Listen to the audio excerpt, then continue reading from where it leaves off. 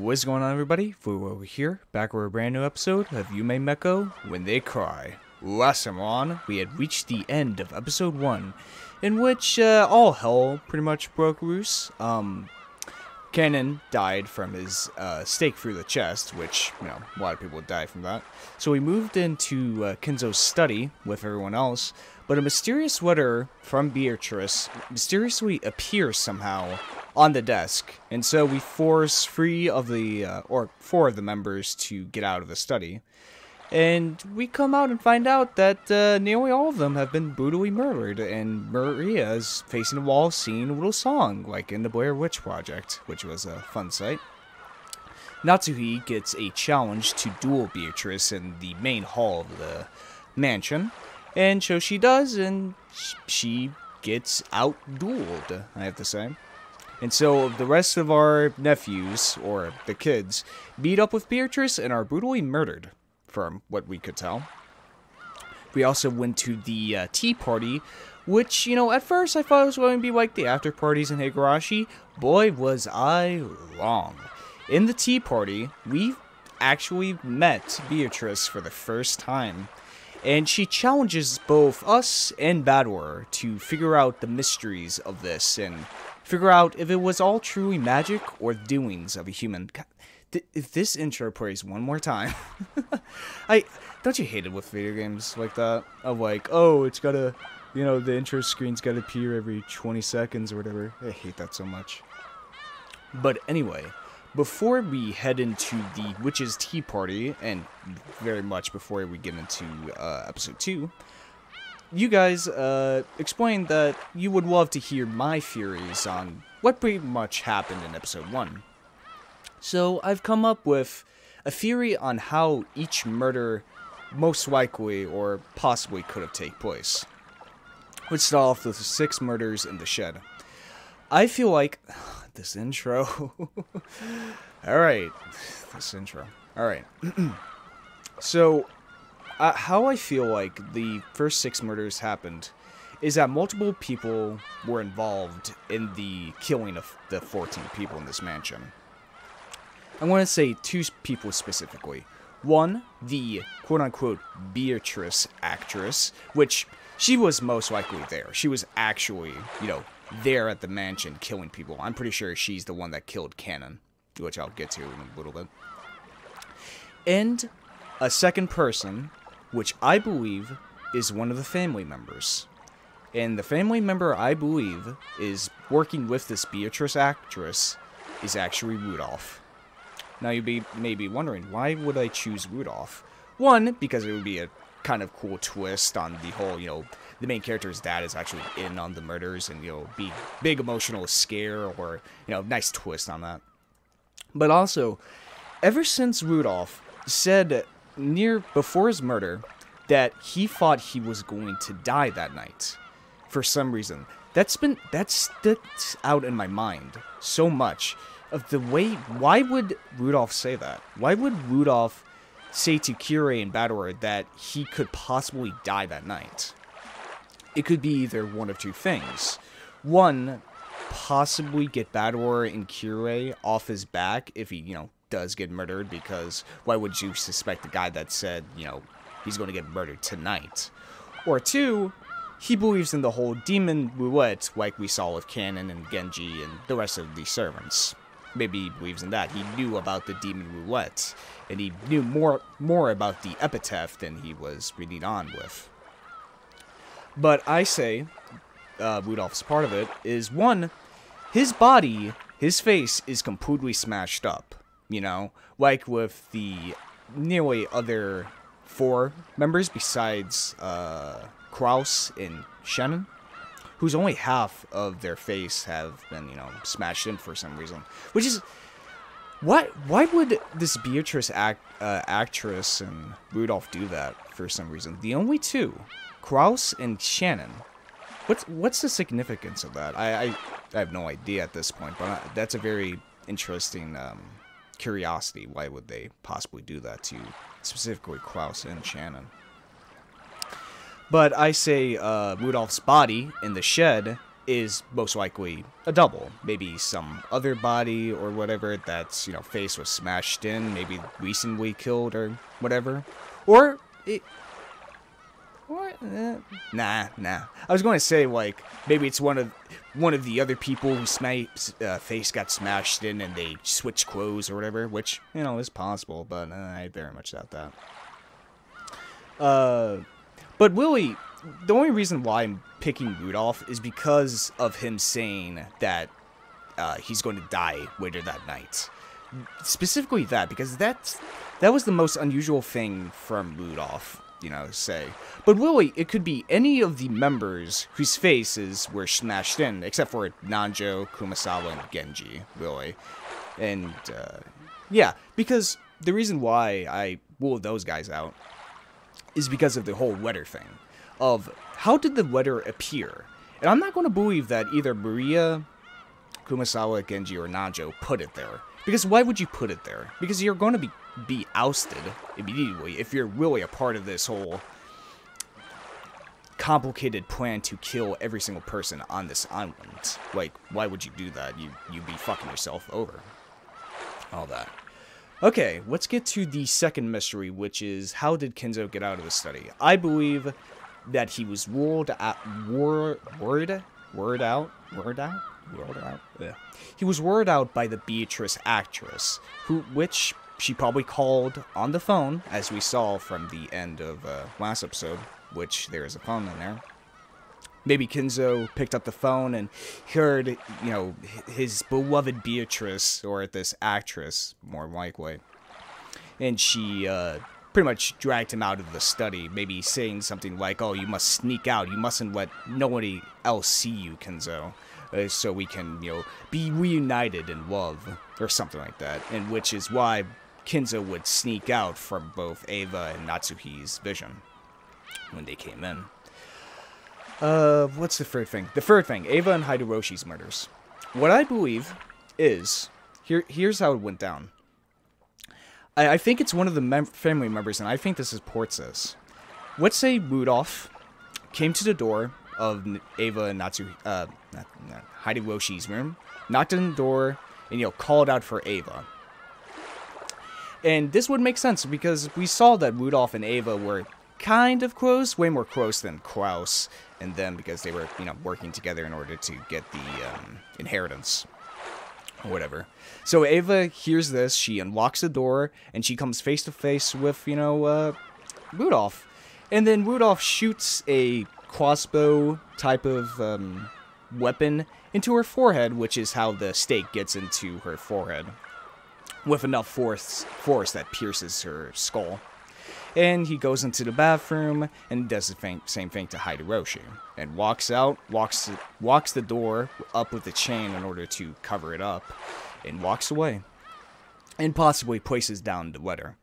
How the magic circle mysteriously appears on the door, I have no idea about.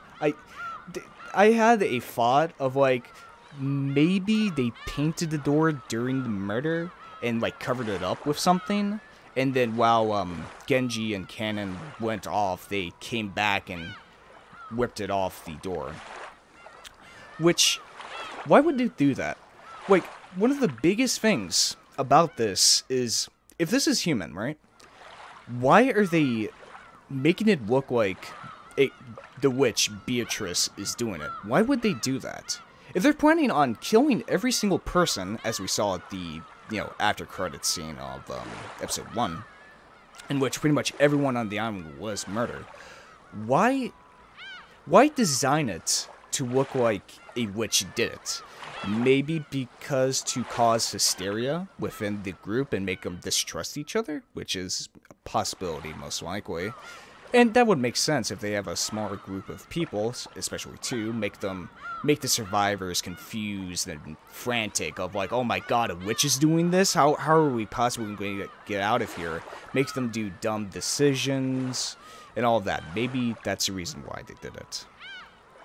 The fourth thing, the letter, I have no idea how that possibly appeared. But I know for a fact it couldn't have been Nanjo, Genji, Kumasawa, or Maria. I don't think, if they were truly in on this plan, If any of those four were truly in on it, why would you do that? Why would you place a letter on the desk and make you a prime suspect, you know? Unless that was the aim of them. Maybe cover up their deaths or something like that. Maybe. But I have no idea how that letter got there. And the fifth thing, Natsui simply just got shot in the head. The Beatrice actress was just quicker in the draw, and that's how she died, pretty much. She didn't shoot herself or anything like that. The Beatrice actress was just much faster. So for right now, my belief is it's two people, the Beatrice actress, and one of the family members, which I'm going to go with Rudolph at this point. Why are they doing this? Why are they setting it up this way? I have no idea. It's a pure speculation at this point. But before we continue on, I want to check out these picture boxes. Let's check out this picture box. Oh, it's probably just a bunch of CGs. Yeah, that makes sense. Oh, look at this. Great CGs. Hey, this is great thumbnail potential. That's nice. I'm going to guess the music box is also just the short case of the music. Oh yeah. Oh my God. This is the first episode of so much music. I would love to play it, but a lot of it is copyrighted. Oh, damn copyright. At least I can get away with playing it, but oh my God, they're so good. They're such good OSTs, but oh, so many copyright things on my videos. But it's for you guys. I'll do anything for you guys, especially this great music. All right, let's actually get into this, the Witch's Tea Party, whatever the hell this is. Oh, I was also informed that some of these tea parties are longer, could be an entire episode on their own, so that's great. Add to the runtime of this Let's Play. Okay. Some sweet tea would be nice.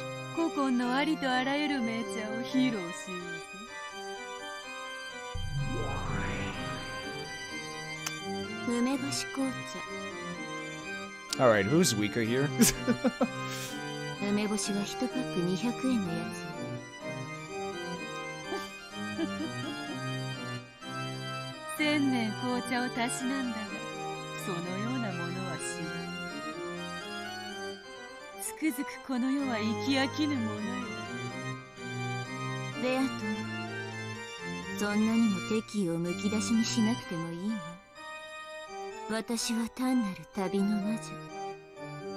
Is that Rika's VA?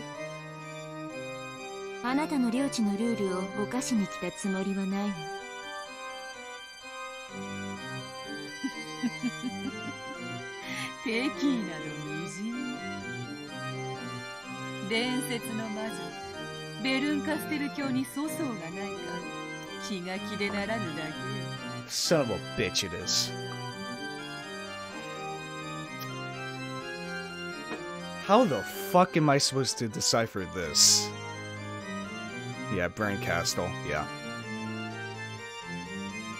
Fuck. Okay. Alright, I don't know. Okay, let's keep going.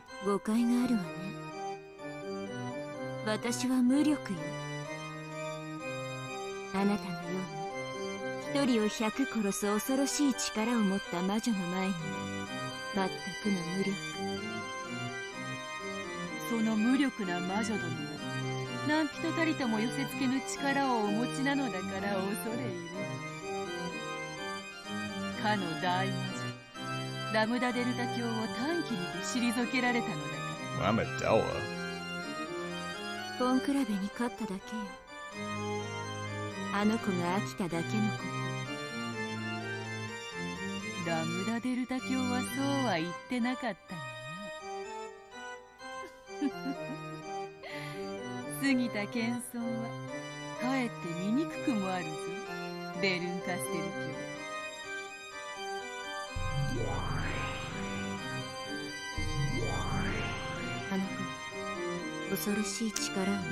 Keeps teleporting all over the room. A fail.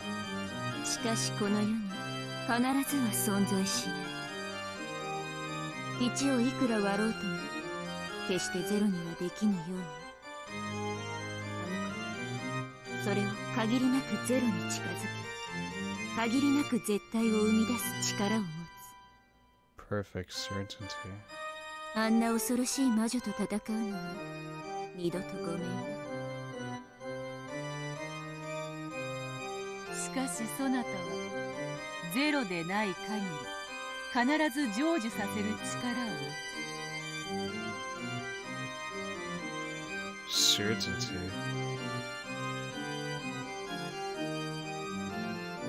Cause success without fail.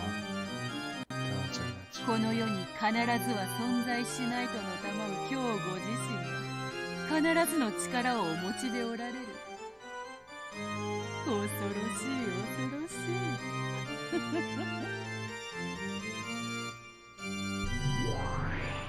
一人を無限に殺す力。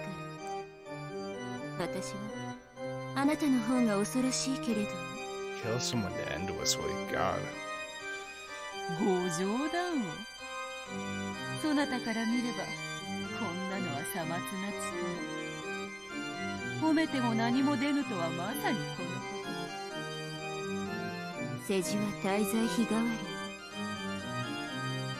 私はかけらを渡り退屈から逃れ続ける逃亡の旅人。 Oh yeah. Oh yeah. Okay. あなたが面白そうなことを始めたと聞いたからやってきただけのこと。あなたが面白くなくなったら勝手に出ていくからご心配なく。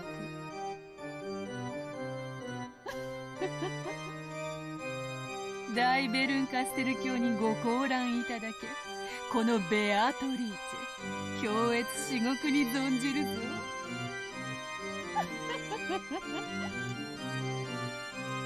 してご感想。ラムダゲルト、とても残酷で恐ろしいけれど理解できる子だ。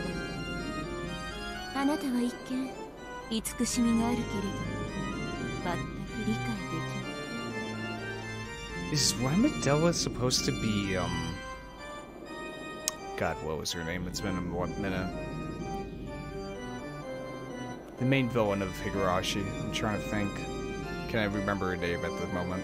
But I feel like that's supposed to represent her. だからあの子よりずっと恐ろしい。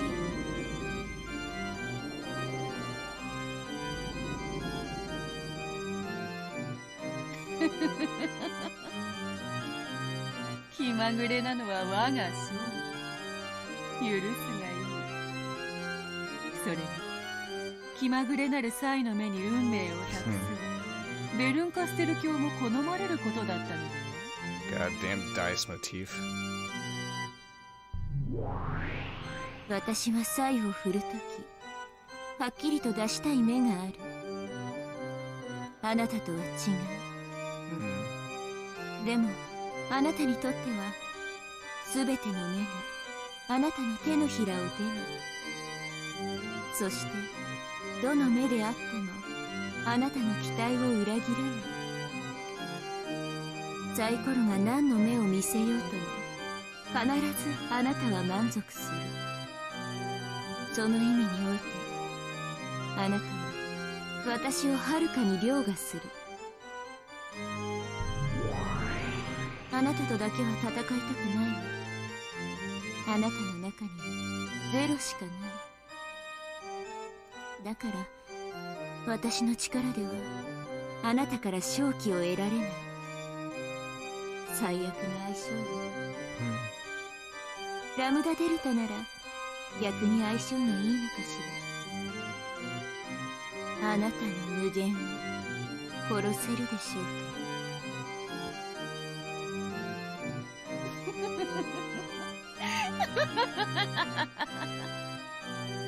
やはり紅茶を飲むなら魔女とに限る。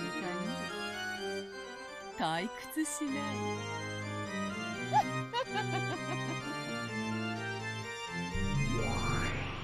ならよかったわ。退屈は私を殺す唯一の毒なの。だから私を殺さないでね。無限の魔女ベアトリーチェ卿。それがお望みなら、このベアトリーチェさらに楽しませてお見せしましょう。ならすぐにでも次のチェス盤をお持ちした方がよろしい。そなたにはどうも紅茶よりも次なる物語の方がおかわりにふさわしいらしい。しばし待たれよ。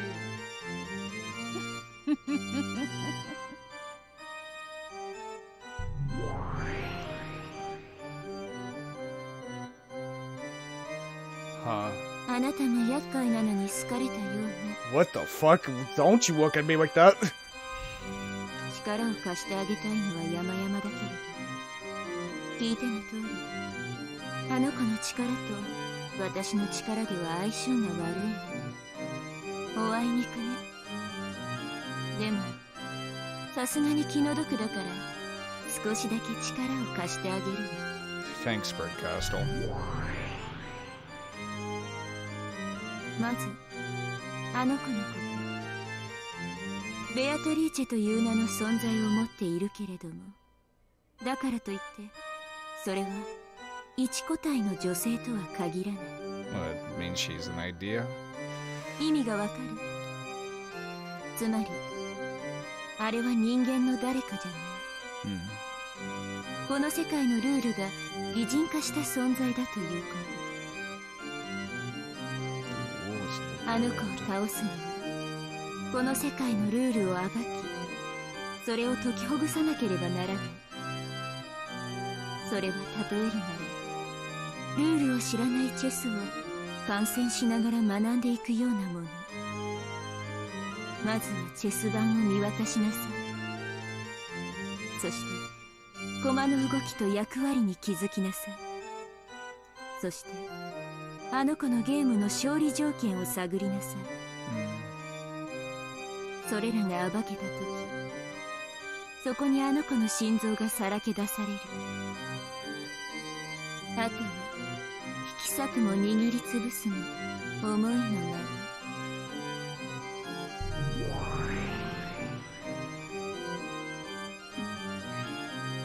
私も気前がいいわね。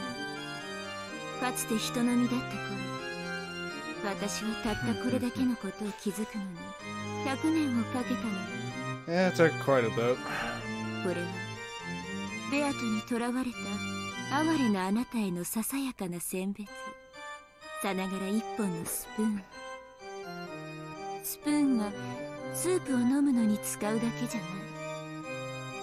あなたを閉じ込める赤狼を掘り抜き、魔女の目玉をえぐる武器にもなる。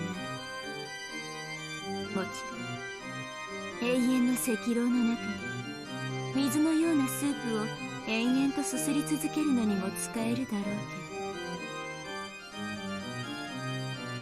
ど、勘違いしないでほしいのは、私はあなたの味方のつもりはないということ。あなたに感情移入はするけれど、あなたの手助けはしない。 That's nice of you, Birdcastle. あなたがテレビの前でその向こうの人物にいくらエールを送っても届かないのに似てるわ。 Yeah? だから私が魔女だってわかるでし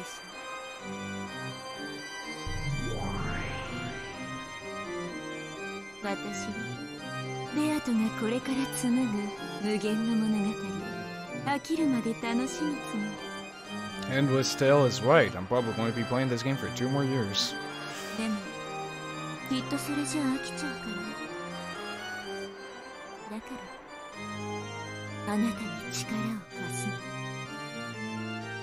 私が飽きないために。私は世界で一番残酷な魔女なの。どんな相手でも絶対に屈服させる。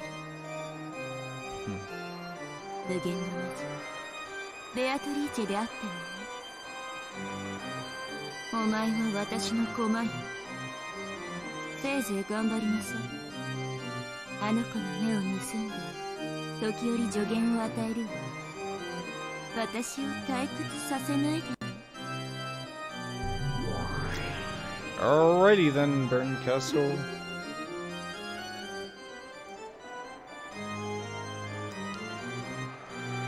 Well, shit. Okay. Okay. Interesting. Alright. Is there anything else? I don't know, I got a trophy. New game board added? Oh, the next episode has been unlocked. Okay. Yeah, of course, game board. Yeah. Alright. Oh, hey! New title screen. That's nice. Oh, hey, characters. Bone, you're Sigloran here. Will aid you in recording the events of the past 2 days. Okay, that's nice. You can look back on the... You know... Oh! Human side? Oh. Which side? Oh, here we go. The Golden Witch who has lived for 1,000 years, she has already... Oh yeah, I didn't check the characters, but this is useful. She has already surpassed the limits of humans and has said that she will appear in response to human summons, just as demons do, to lend them her power for her plights. Expecting? Okay. Here we go. Burn Castle. The Witch of Fragments who has lived for 1,000 years. It is said that she lives in a world where concepts like fate and possibility can be made visible. Yeah. Observes the fates of humans and sometimes intervenes. In other words, sometimes she is you, and she is also your only friend. Understand? Yeah. Likes wine and spicy foods. Hates boredom and those who never won. Execute. Whoa. By continuing to think, I live on for all eternity. In other words, if I stop thinking, I can die at any time. However, I can revive whenever I want if I start thinking again. So I'm fickle and inconsistent. I live as I like, die as I like, revive as I like. Okay.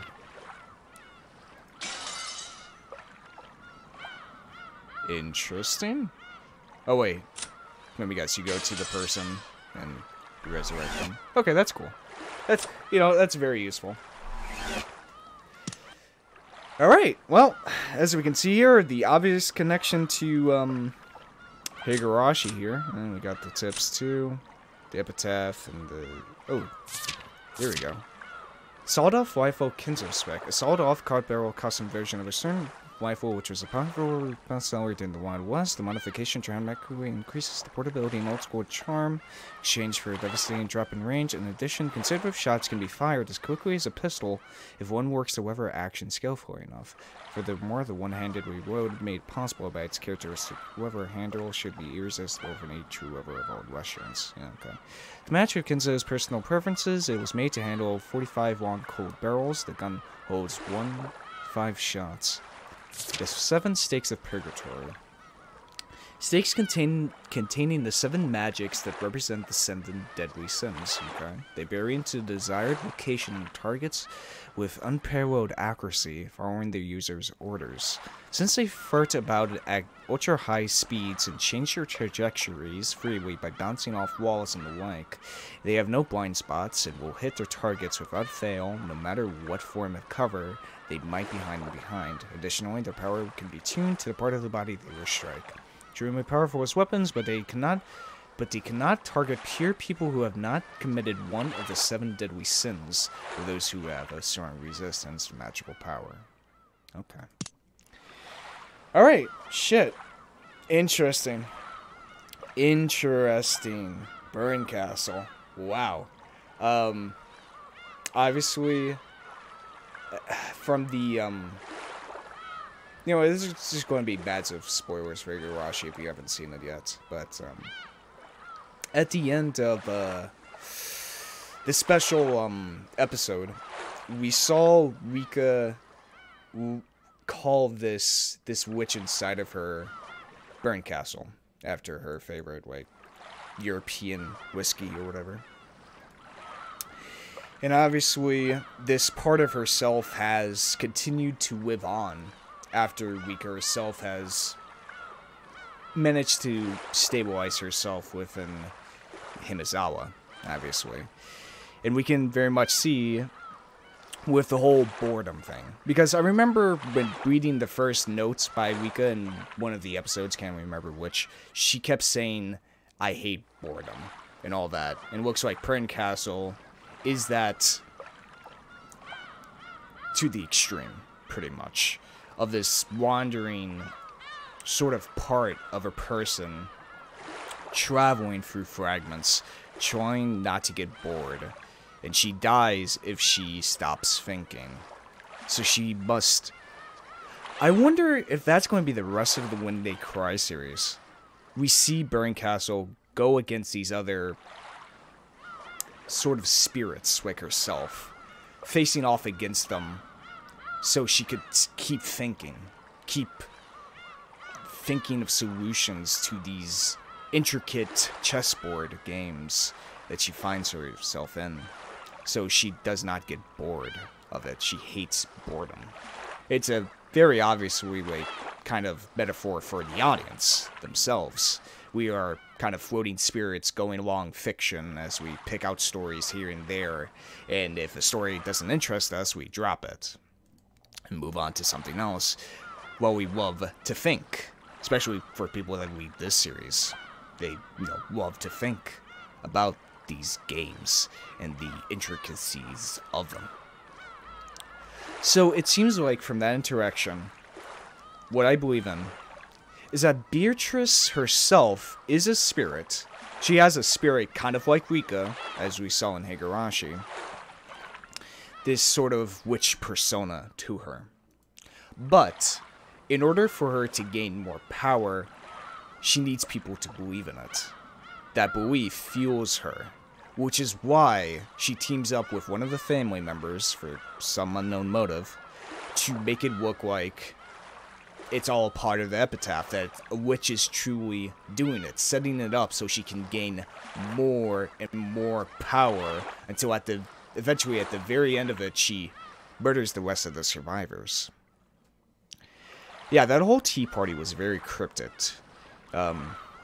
Especially Beatrice saying that Burgcastle dethroned another witch, which I think, I cannot remember her name.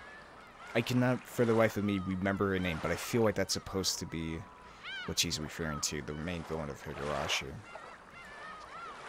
Or maybe it's something else. It could possibly be something else, but who knows at this point. But that's very interesting. I'm going to bet a lot of people who didn't play Higurashi first were very confused by that, even more so than I am. But wow. Interesting. And we're being used as Burn Castle to figure out this intricate game chessboard and figure out the rules of it, kind of like with Higurashi, the, different rules. Wool X, Wool Y, and Wool Z. We must figure it out, unravel the mysteries to destroy Beatrice's heart and end this madness. And also, Beatrice said that Burgcastle's power is, no matter what, she can always succeed if the possibility is not zero, as we saw in Higurashi. That it was extremely high odds, but we can manage to pull out in the end. And Beatrice's power is endless, in which she never is disappointed by the result of the dice roll. Interesting. Very interesting. So I'm going to be very curious on episode 2 if there's going to be a constant. What if there isn't a constant in this game? With Higurashi, there were constants. What if this one there isn't? Because Beatrice does not care about the results of the dice. That'll be something. Imagine that. It's probably... You know what? Let's get into it. Episode 2, Turn of the Golden Witch. Good morning. The Golden Witch has been waiting impatiently for you. Yeah, no kidding. It's been 34 minutes and I haven't started the episode. Impatiently for you. Please take your seat opposite her at the table. Have you rested well and deliberated over how you will play? Maybe. The witch has high expectations of you and is determined to come at you right from the opening. I, too, am looking forward to observing your moves. The difficulty level is first rate. The witch plans to make you surrender in an instant. Bullshit. It ain't magic, damn it. It ain't magic. Alright, I believe in that. Let's get into it. Let's see where the hell we start off. Undoubtedly nothing more than fantasy. Yeah, more than fantasy, my ass. ほら、ジョージ様、見てください。可愛いですよ。ほらほら。Aw. Shannon found a pair of hammerhead sharks swimming playfully in the tank, and looked as excited as a grade schooler seeing an aquarium for the first time. 本当に可愛いね。食べちゃいたいくらいだよ。 Man, what is with dog tags in the series? Really grand fashion statement for the 80s. そんなのかわいそうです。知ってますか？水族館に来て美味しそうなんて言い出すのは世界中でも日本人だけなんだそうですよ。そうなんだ。アメリカ人でもイタリア人でもきっと食べちゃいたいって言うと思うよ。Maybe a good salmon. その似合ってるよ、その服。本当に。Shannon clutched at her chest with both hands in embarrassment. Aww. She apparently felt like she was being made fun of for wearing these clothes she wasn't used to. Though George's face didn't show it, he actually said something so completely unexpected that it surprised even him. And he was as embarrassed as Shannon on the inside. However, when he saw how embarrassed Shannon was, he started to imagine he was teasing a girl he liked. And instead of embarrassment, a ticklish amusement welled up in him. No, he wasn't just imagining it. He really was teasing the girl he liked.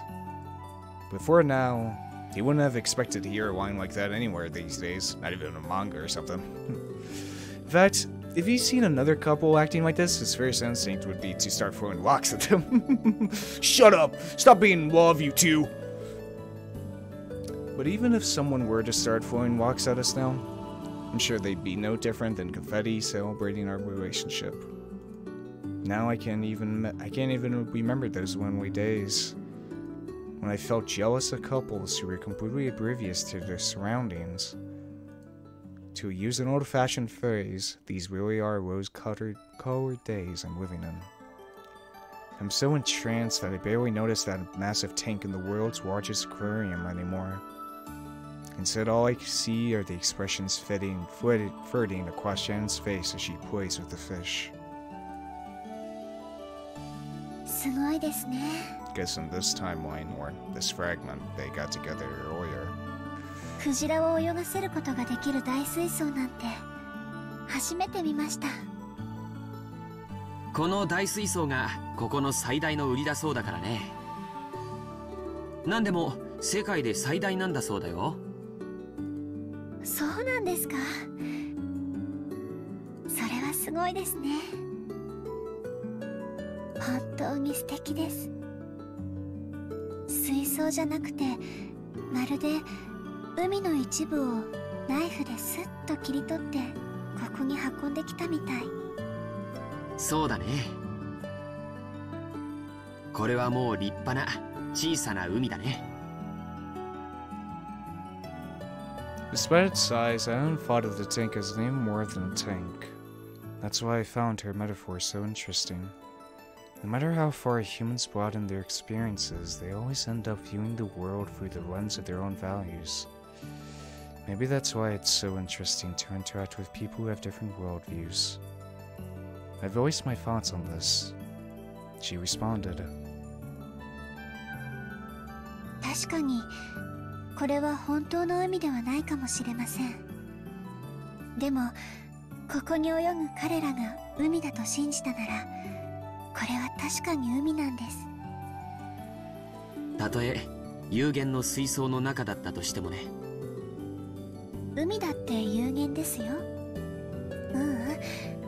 仮に無限だったとしても私たちは生きているうちにどれほどの広さを行き来できるんでしょうね。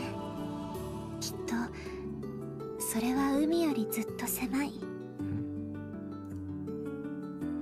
確かに皮肉な話だね。世界はこんなにも広いのに、僕たち人間のほとんどは自分の国からも出ずに生涯を終える。That's true. そこが完成された世界だと信じられるなら、たとえ狭い井戸の底だったって立派な世界で海なんです。そこに住むカエルにとっては。Shannon, who spent her days as a servant on a small island 10 kilometers in circumference called Wokinjima, said that with a smile.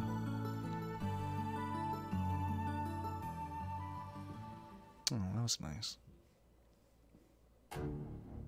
Okay. Turn of the Golden Witch. Right on.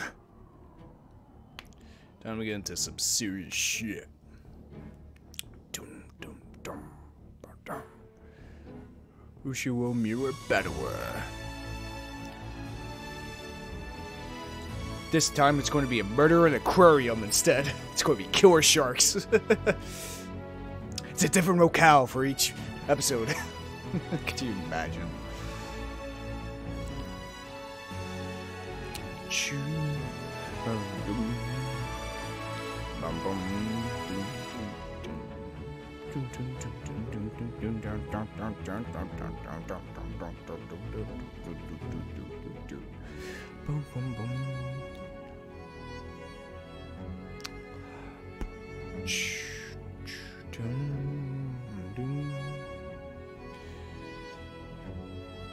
I'm very excited. I have no idea where this is going now. Oh, of course, Beatrice is all capitals. Beatrice. Alright. Let's see how this is going to change. Or maybe not change. Who knows? Let's see where the hell this is going, because I have no idea. Could go in so many different directions. I can't even dream of it.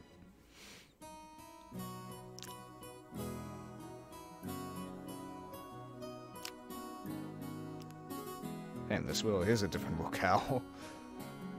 After we finished walking through the whole aquarium, we had a small late afternoon lunch at a restaurant with a nice view. The word buffet has the power to make any boy's heart weep.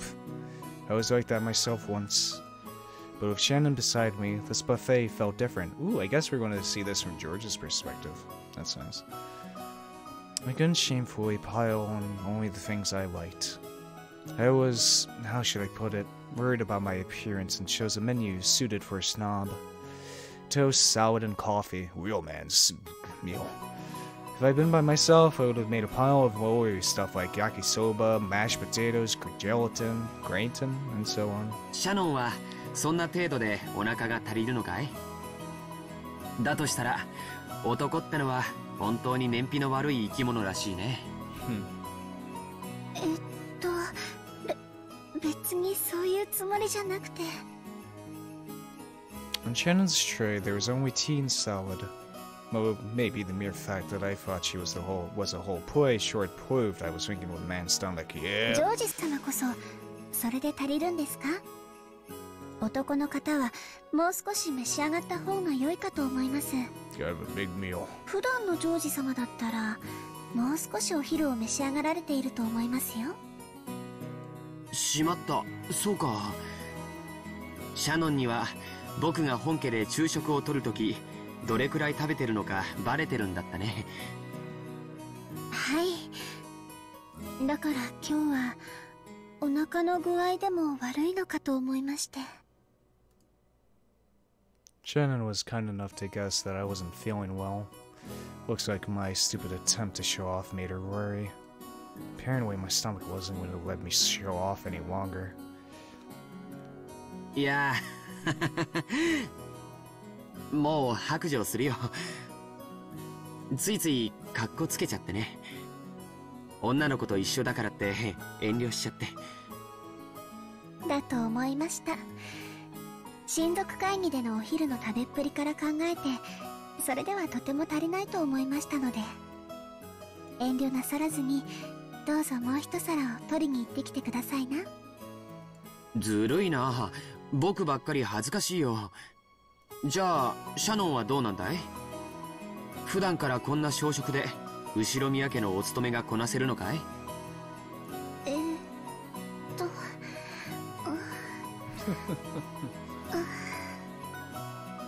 ？Shannon fell silent and blushed bright red. Apparently, I wasn't the only one showing off. When I realized that, my embarrassment disappeared completely. なんだ、シャノンもそれじゃあ足りないんじゃないか。そうだよ。普段のランチならもう少し量が多いものをペロリと平らげてたよ。女の子のお腹は魔法でできてるから、これでも平気なんです。ということは僕たちは互いに見えっ張りだったってことになるね。もう遠慮はなしにしないかい？ I smiled to show that I wouldn't make fun of her anymore and rose from my seat. せっかく沖縄まで来たのにゴーヤを食べないのはもったいないからね。Okinawa, huh? Okay. ゴーヤの炒め物でも持ってくるよ。Gotta find Kiryu in the orphanage. シャノンも一緒に行こうよ。Sunrise. ほら。Or was it called Sunflower? No, I think it was called Sunrise in the Yakuza 3. To anyone watching us, we might seem like an incredibly charming and embarrassing couple. But it's only after becoming a couple that you realize, to us the exchange of words is everything, our entire world. That's why no matter how much everyone else stares at us with blank expressions, we never notice. Indeed, at this age, I finally understand the feelings of couples who want to endlessly flirt without any regard for their surroundings.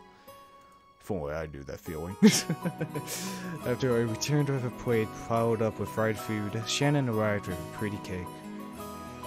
While laughing at our fake stylism, we resumed our lunch. せっかく海を一望できる展望レストランなのに、あいにくの曇天が悔やまれるね。It's like Silent Hill. The fog is coming. Luckily, our window seats gave us a view of seaside scenery so grandiose that it extended even beyond our field of vision. However, because of the cloudy sky, we were only seeing a fraction of its usual beauty. そうですね。晴れていたらさぞや真っ青な海を見せてくれたでしょうに。そうだね。普段六軒島で海を見慣れてると思うけど、ここの海はきっと格別な青さを見せてくれたはずだよ。残念だな。でもお仕事の最中に見る海はどんなに青くても灰色と同じです。でも今日はお仕事中じゃないから。Apparently, Shannon was doing her best to say an embarrassing line. But I didn't let her get off easy. 惜しいな。ジョージ様と二人きりで見る海なら、たとえ灰色でも真っ青に見えます。って言えたら100点満点でご褒美だったんだけどな。すみません。ご褒美は何だったか聞きたい？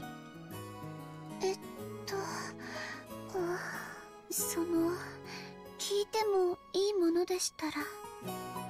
ダメ。教えない。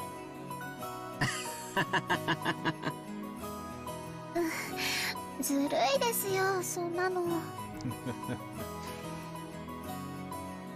When I was in elementary school, I was always the kid who got bullied. When everyone teased me, I grew nervous and speechless to the delight of the bullies. Back then, I wondered why everyone teased me. But now teasing Shannon like this, I understand why. It's a lot of fun. This is so much fun. I can play with her emotions however I please, and I can have them all to myself. Right now, I can't think of any greater pleasure. That's why I have to go easy on her. It's not as though I want to make her feel embarrassed and upset. So I decided to be nice and change the subject. Best not to be too obstinate. お昼が終わったら海岸を歩いてみないかい？ひょっとすると雲が晴れて素敵な海が見られるかもしれないよ。そうですね。行ってみたいです。Man, I didn't expect the second episode to be the beach one. うん、そうしよう。でもそのケーキも本当に美味しそうだね。僕も同じものを持ってこようかな。いけません。お昼にそんなに食べた上にケーキまで食べたら太っちゃいますよ。ジョージ様は秀吉様の血が濃いみたいですから気をつけないとおデブさんになっちゃいます。じゃあシャノンは僕がおデブになったら嫌いになっちゃう？僕はたとえシャノンがおデブになっちゃっても嫌いにならないよ。そういう意味じゃなくて、ちゃんと体を気遣わないと健康にって。母さんにもよく注意されるよ。やっぱり僕も太極拳とかを始めて運動しないとダメかな。I have to say, man, Ryukushio7 fucking knows how to write slice of life. You know? Which makes it all the more horrible when it's ripped out from me. God damn it. He writes it so fucking well. But it's fucking when it's ripped away from me, I cry. ダイエットは無茶な運動よりも食生活の見直しから始めた方がいいんですよ。その上で運動を重ねないと効果が出ないんだそうです。Like, this entire, like, scene is, like, vital information in the story. There's nothing. But by God, am I fucking engaged with it. Like, fuck. God damn you, Ryukushio7, you son of a bitch. つまりそれはデザートのケーキは控えろってことだね。じゃあ仕方ないからシャノンがそのケーキを頬張るところを眺めていてあげるよ。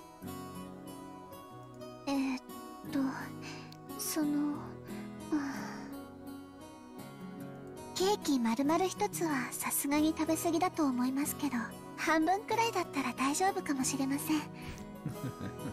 これ本当に美味しいんですよ。Shannon cut her own cake and tried to move half to my dessert plate. I had no doubt that she wanted to share the delicious cake's flavor with me. However, I meanly pulled my plate away from her. She blinked in surprise. She couldn't seem to figure out if I was fusing the cake or not. So I winked, opened my mouth, and said, ah. Oh, God. それが一番したかったんですね。もうジョージ様は甘えん坊です。はい、Great view. With a partly embarrassed, partially exasperated face, Shannon offered the cake to me with a fork. Chomp. Tasted like a cheap chocolate cake you might find anywhere. And yet it was exceptional. Because eating cake in such an embarrassing way, as if we were a couple of perfect fools, had been my dream for many years. It made this cake's flavor heavenly. If the earth is destined to end, I won't have any regrets if it happened right now. It was such a moment of bliss.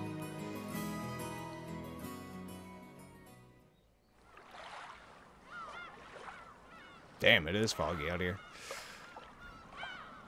After that, we gathered shells, ran from waves, and enjoyed each other's company while walking along the beach. In the end, the clouds never parted. However, we both believed that the sea reflected in our eyes was a deep blue. なんだか幸せすぎて怖くなります。たまに言うね。何を怖がることがあるんだい？私、後ろ宮家にお仕えする使用人です。そんな私が後ろ宮家に連なる方とこうしてご一緒してるなんて、その過ぎたことのように思えて。僕もびっくりしてるよ。シャノンちゃんと出会ったのは昨日今日のことじゃない。何年も前から面識もある。でも年に何度もない親族の会合の席で挨拶をするだけ。そんな君とこうして一緒に過ごせる関係になるなんて全然想像できなかったよ。それはシャノンもでしょ。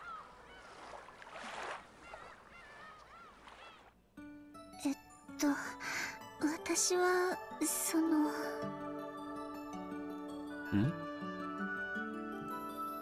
想像だけはしてました。いえ、想像というよりは妄想みたいなもので、いつも紳士的で思いやりのあるジョージ様とご縁があったらなって、妄想してただけで。じゃあ僕たちの縁は君のその信じた心のおかげだね。思う力には魔法が宿るんだよ。だからその魔法がきっと僕らを巡り合わせてくれた。そうですね。多分きっとそれは本当に魔法だったんだと思います。I've been thinking this for a minute. What if this truly is after episode 1? With the whole reunite the two that were separated. That's a scary thought. Actually, that would explain the clouds not parting. If this is purgatory, everything being gray. でもね、そんなことはないんだよ。僕の中でも毎年出会うたびに美しく見違えていった君の存在はとても大きくなっていた。そして君にとっての僕も同じものだとしたなら、今日ここに僕らがあることは必然の結果であって魔法や奇跡なんかじゃないのさ。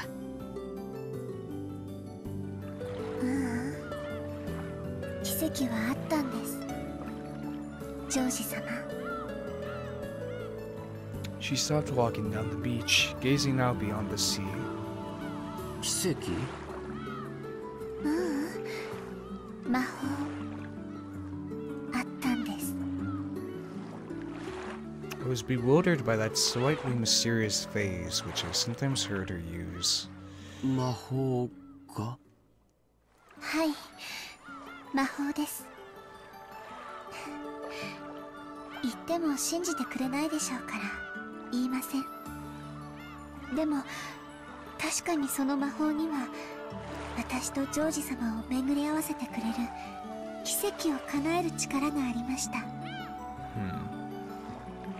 それは何かのおまじないのこと？そうですね。そういうものの類かもしれません。That involves everyone dying, yeah. 一つ違うのはおまじないなんかじゃなく、本当に本当の魔法だったという点です。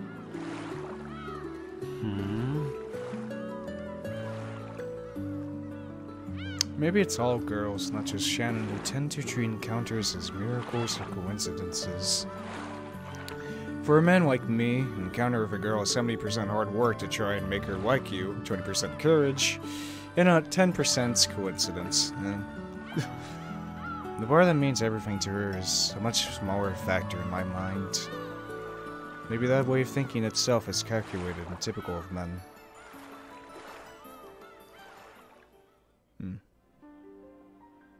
But if I said that out loud, it might dissolve all kinds of magic.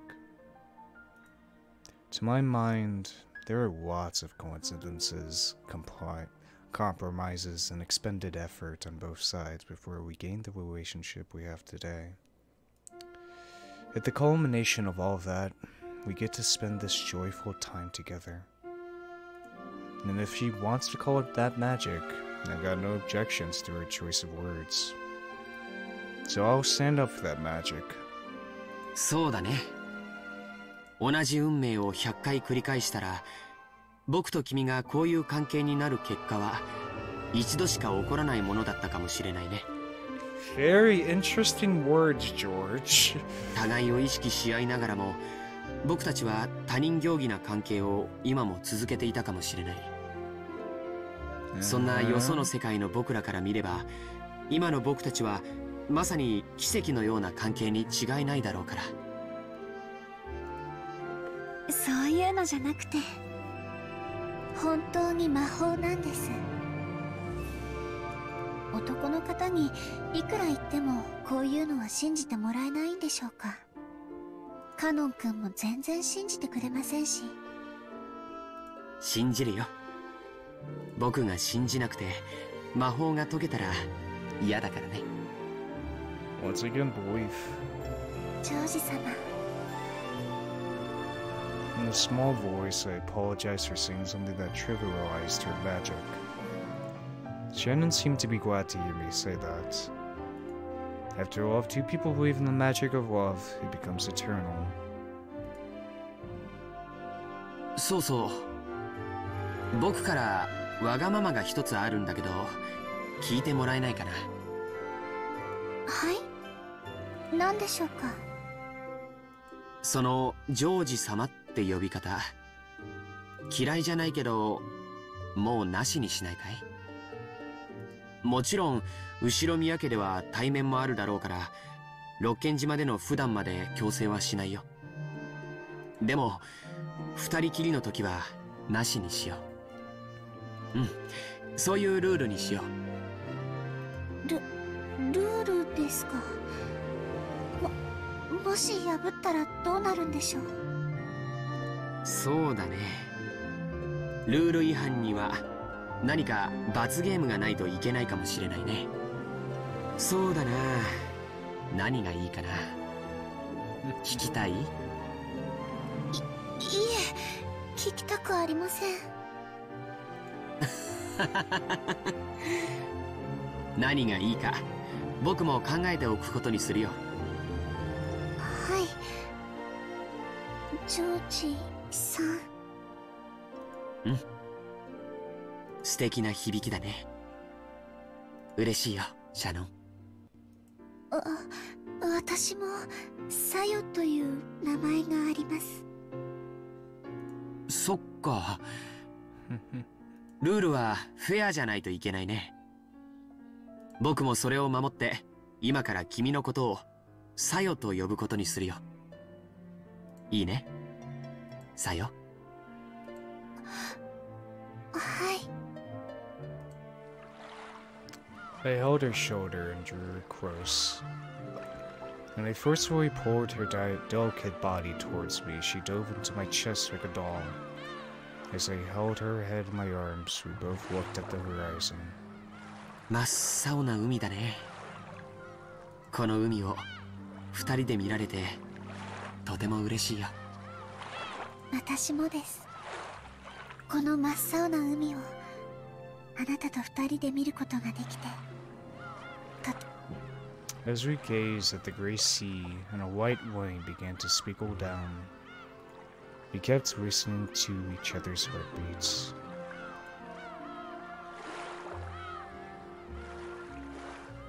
That was sweet. But where the hell are we? The sound of waves froze into my ears. No, it's the sound of an enraged sea. My body bathed in painfully cold splashes does not allow me to forget. It won't let me forget the memories of the day my old fate was broken and smashed. What? Once tomorrows were literally like looking into a mirror. All I ever saw there was the person I already was. Tomorrow was absolutely no different from today. That was my old fate. But then for the first time I saw a different fate beyond the mirror. The witch whispers to me. She tempts me to take a bite out of the fruit of knowledge. She torments me, saying I'll be furniture as long as I stay in God's paradise. So I decided to choose the path of knowing love and try to become a person, Shannon. Those days were like sweet honey, But at that time, I didn't realize that they'd be the start of a new kind of suffering. I've arrived at the small island on a motorboat I've only just learned how to use. No, this can hardly be called a small island. It's little more than a rock jutting out of the water. It's a shrine. On this rock is a torii and a small shrine. It was probably built to worship the garden deity of Wokonjima. Even though I don't know exactly what it signifies, I know it has to be something holy. Even in a place like this, I've got to take just one more look around to see if there's anyone who might get mad at me for coming.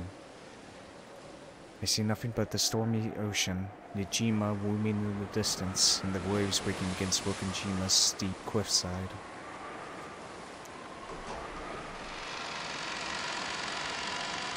I ready myself. Timidly approach a small shrine and take the mirror that lies there as an offering. This mirror looks old, cloudy, and dirty. That would probably make any normal mirror seem horribly cheap. However, since the mirror has been placed in this small shrine, its appearance seems to give some sort of divine quality to it. There's one thing I can tell. This is no simple mirror. It may seem like an old, battered mirror to a non-believer like myself, but it has a great significance. Is it really okay to break this after being captured by honeyed words? No, this isn't really a mirror.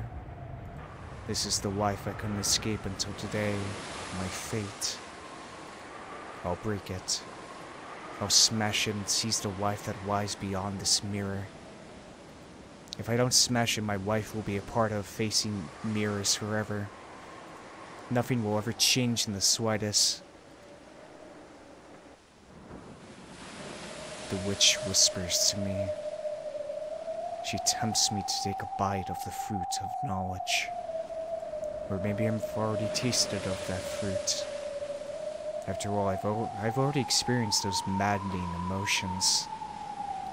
Just as Adam and Eve felt compelled to pluck their fig leaves. I can no longer go on without breaking this mirror. I struggled with conflicting emotions for many days before this moment. Inside my heart, the virtuous part of me kept on fighting the part that sides with the witch. And now here I am. Did the part of me that's here right now win or lose? There's only one thing I know. To obtain something, you must be ready to lose something. Cowards who don't risk anything, who never try to change anything, will never be given the key that opens the path to a new future. That key is already in my hands. And that key is to break this. To smash it.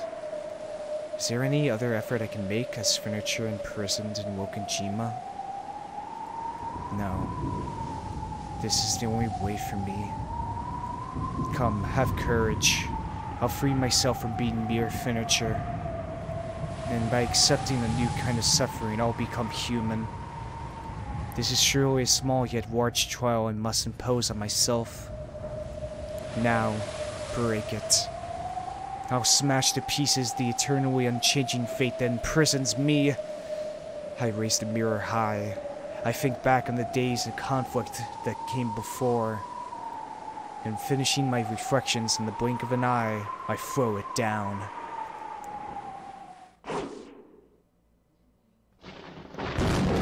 The thunder roars, crying out against me for my outrageous act. It truly is the hatred of angels trying to banish me from eternal paradise. I look down at the mirror tumbling at my feet, broken in two equal parts. And after making sure I've accomplished my task, I scream up at the raging skies. Yep. 約束は守りました。今度はあなたが約束を守ってくれる番ですよね。Yours. Thunder roars once more. I've already been banished from paradise. So I'll have to struggle on my own if I want to live. The witch told me that is the single element of this world. To lose it means losing the world. Like how a canteen with a hole in the bottom cannot be filled no matter how much water you pump into it.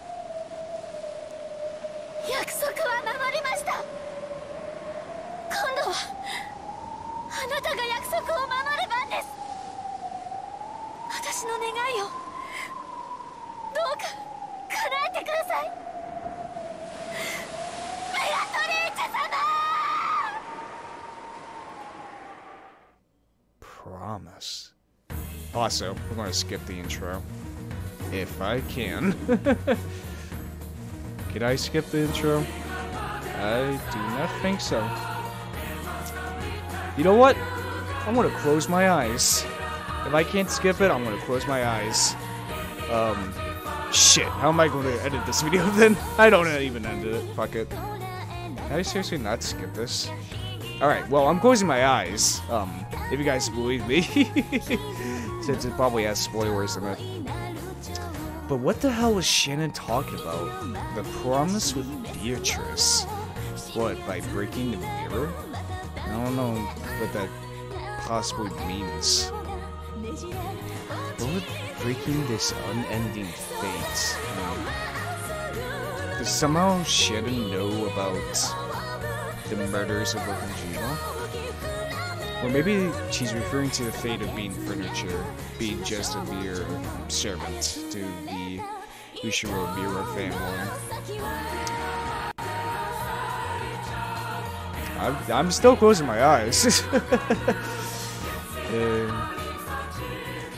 Guys, tell me when the intros ended. But what an interesting start to this episode. I'm very curious on what it's gonna bring. I seriously can't. I don't want to press the escape button because I feel like it's going to escape out the game. So just close your eyes. The old trick. Is it done? Okay, we're done. Furniture.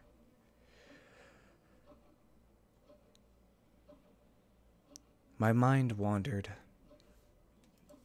back to the days when I could barely imagine the happiness I have now.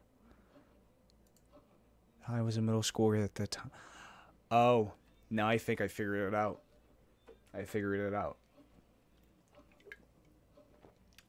The scene we saw with Shannon at the shrine, that was before the scene with George. I feel like by breaking that mirror, for some reason, allows Beatrice to grant Shannon's wish of them coming together much earlier than expected. Somehow. I don't know how. I was a middle schooler at the time. A normal girl who thought about love as much as you expect of someone at that age. But in truth, it was wrong of me to have that dream. After all, I am furniture. Furniture is nothing more than a tool, not a human. As a person less than human, simply receiving an education was an enormous blessing. So in reality, even thinking about falling in love was more than I deserved.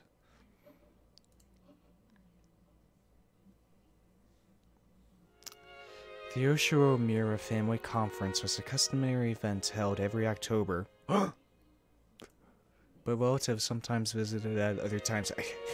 They probably mentioned it held in October, but this is the first time I'm being reminded of it. Of course, they didn't come just to drink tea. On this day, Ava's family was visiting the head family in Okajima. The 3 members of Krause's family and the 3 members of Ava's family had gathered in the parlor, and were having a friendly chat about recent events. Genji had supposedly told Kinzo of Ava's family's arrival, but he still hadn't come down. He was probably immersed in his research and couldn't spare the time.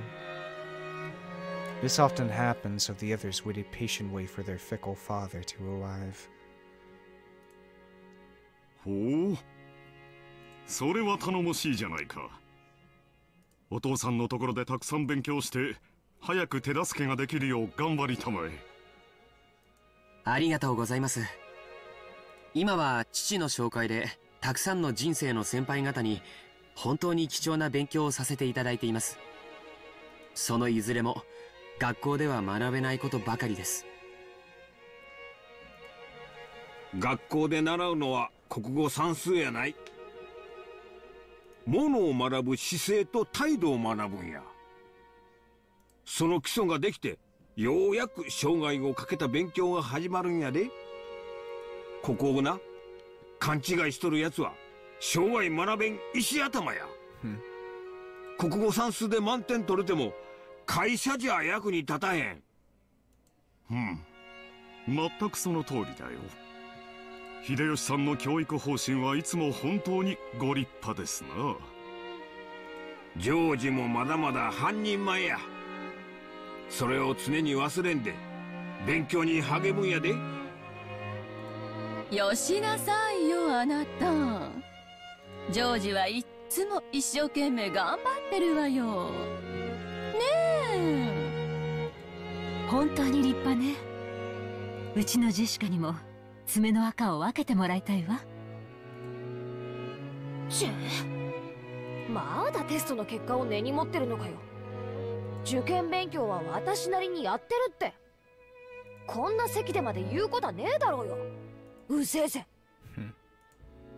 Once people start praising George for his diligence, the conversation usually turned to Jessica, who hated studying. Jessica made an openly displeased face, as though she'd known this would happen. やれやれ。ジェシカは勉強と一緒に少しはおしとやかな言葉遣いも学ぶ必要があるんじゃないかね。後宮家の家紋を背負う一人娘がそれではみっともないな。あら、これはこれで魅力的よねえ。時代は変わるのよ。男に食わしてもらうために定宿を装わなくてはならなかった時代はとっくに終わってるんだから。そうそう、やっぱエヴァおばさんは分かってますね。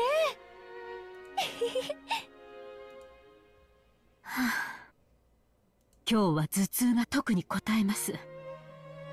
大丈夫ですか？夏日おばさん、顔色が優れないみたいです。 They just have a whole cabinet of just fucking aspirins for Natsuhi. ありがとう。大丈夫です。でも本当に月日が経つのは早いものね。半ズボン姿で浜辺を駆け巡ってずぶ濡れになって帰ってきた日がついこの間のように思います。それはジェシカちゃんも同じよね。今じゃお化粧の仕方にだってこだわるレディーなんだから。眉にこだわりがあるのね。今日のあなたとってもキュートよ。ありがとうございます。誰も気づいてくれなかったんで自信なくしてたとこです。 A full smile rose to Jessica's face as the results of her own studies were finally appreciated. Ava smiled back in the same way. Then she turned that smile towards Natsuhi. ダメよ、夏日姉さん。Okay, here it comes. I was going to say, like, aren't they Ava and Natsuhi kind of a little too friendly with each other? Then here he comes Ava's bitchiness. 自分のこの小さな変化にも気づかなくちゃ。かわいそうなジェシカちゃん。一番最初にお母さんに気づいてもらいたかったでしょうに。ねえ。いいんですいいんです。あの人そういうの全然気づかない人なんで。ジェシカ、母親をあの人呼ばわりとは感心できんね。謝りなさい。言葉遣いについては後でよく言って聞かせます。お子様は邪魔だってんならそう言ってくれよ。私は席を外させてもらうぜ。ここは空気がよどんでるぜ。ジェシカ。 Jessica was still at the age where tests and matrix exams were pretty nerve-wracking. Recently, she clashed often with her mother, who was enthusiastic about her education. 失礼いたします。 Jessica, who was trying to leave the parlor in a bad mood, bumped into Shannon, who was pushing a servant cart filled with tea. ああ、シャノン。私の分のお茶はいらないぜ。私は庭でもほっつき歩いてくる。Probably go find Beatrice somewhere. お嬢様? She's always around the damn garden. シャノン、お茶が冷めます。配膳を急ぎなさい。失礼しました。 Shannon hadn't actually done anything wrong, but Natsuhi felt like something shameful to herself had been shown, lashed out at her emotionally. This was something that often happened in the usual Mira family, yeah. But it seemed Shannon wasn't strong-willed enough to just accept it and move on. She shrank back and cowered while serving the tea. Oh. She had the unfortunate habit of making more mistakes when she cowered. Her pitiful appearance ruined the peaceful atmosphere that existed a moment before. It wasn't really Shannon's fault, but she thought she might be the source and felt a pressure in her chest. Her shaking fingers made the utensils clang, and you couldn't have called it graceful, not even just to be polite. The more pitiful she appeared, the greater the silence grew. The more irritated Natsuhi looked, and the more Shannon cowered. Shannon's thin neck felt like it was being suffocated and choked by the reaper known as stress. At that time, George spoke politely, blowing away the stiff atmosphere. これはいい香りだね。何の紅茶かな？これは。言わないで。当てるから。これは特徴的な匂いだから多分わかるよ。アールグレイかな？多分そうだと思います。多分アールグレイで合ってるよ。台所に戻ったら紅茶の缶を見てごらん。ほう。ジョージ君は紅茶に詳しいのかね？お世話になっている社長さんに紅茶の詳しい人がいまして、講釈を聞いているうちに少しだけわかるようになりました。ああ、おこのぎ食品の社長さんかい。Wait, wait, huh? Excuse me. I feel like I was going to do a spit take there. Okonogi? Ah, fuck. あの人、そういううんちくは得意やな。Did Okonogi write about tea? 紅茶の名前って産地を示すことが多いんでしょ？じゃあこれはアールグレイという土地で栽培されたのが由来なのかしらね。昔イギリスにグレイ伯爵という人がいたそうで、その人にちなんでつけた名前だそうだよ。I'm sorry, that Okonogi foods thing just really fucked me up for a second there. Oh, what? Okay, sure. First garden's now food, huh? ちなみにこの特徴的な匂いは茶葉のものではなくて、ベルガモットというみかんの親戚にあたる果物でつけたものなんだって。そうなの。初めて知りました。そういう知識を持っていると紅茶もより美味しくいただけますね。Maybe Okonogi like quit from Tokyo and just went on to be president of a fucking food company.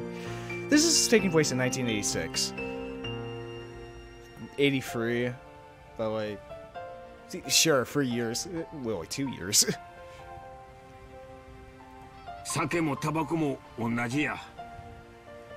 嗜好品はロマンをたしなむもんやで。こういううんちくが味わいを深めるんや。薬の能書きと同じよね。夏日姉さんも愛用してる頭痛薬の説明書、今度はじっくり読んでから飲んでみなさいよ。Ava, I've said this so many times. I've already read the aspirin bottle 1,000 times.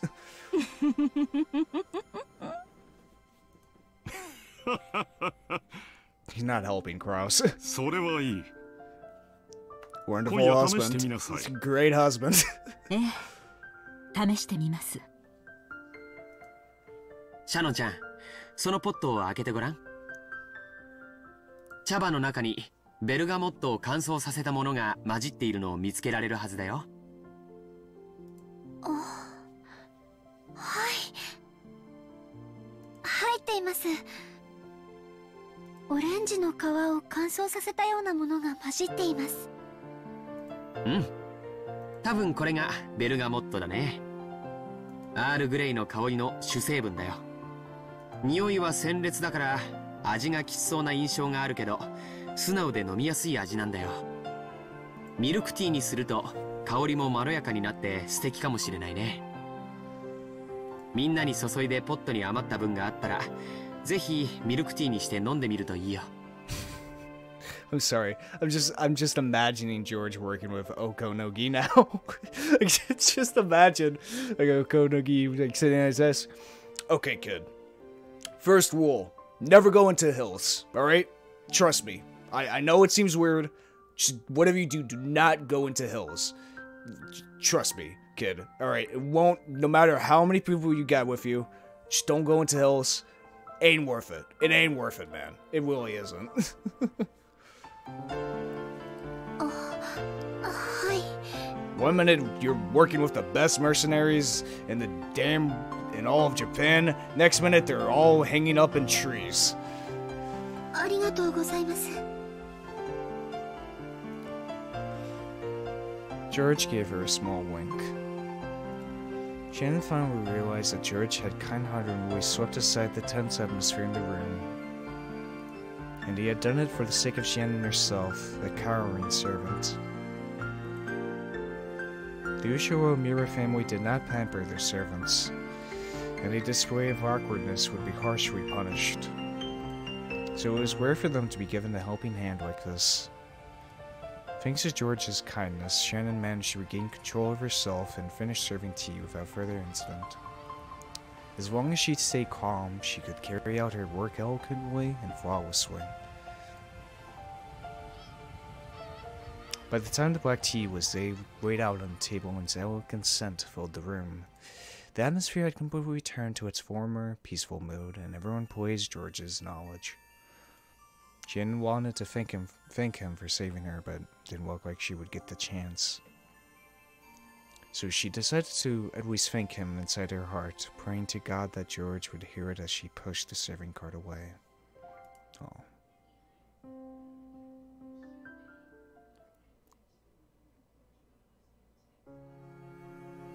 ジョージ兄さんは昔からそういう時には助け舟を出してくれるんだよ。話題をさらりと変えてくれるというかさ。Shannon and Jessica were in the rose garden. Jessica still hadn't returned to power after getting into a fight with her mother and was nonchalant while killing time here. 思い返せば、こういう助けられ方をしたのは今回が初めてじゃない気がします。 'Cause he likes you. Whenever I made a careless mistake and George was around, I'm pretty sure he'd always naturally smooth things over and restore harmony. Maybe it wasn't something as direct as picking up a fork that had been dropped. But that was his way of caring. Even servants have their pride. They want to fix their own mistakes by themselves. And if a guest wants them a hand, they'll lose face. そういう空気を読むのが得意なんだろうぜ。ま、ジョージ兄さんの美学なんだろうよ。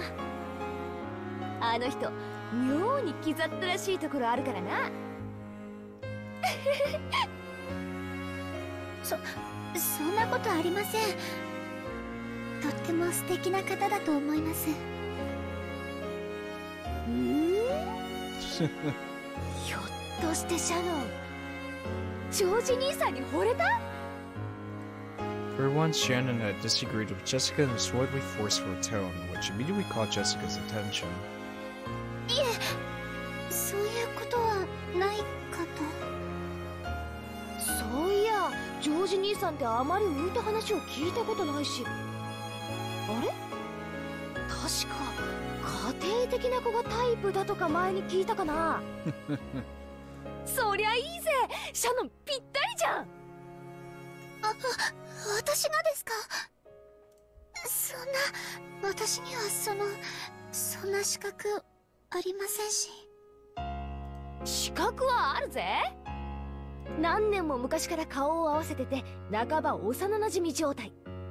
互いに男女であることを意識しないナチュラルな関係ってのは、一度意識し始めるとトントン拍子らしいぜ。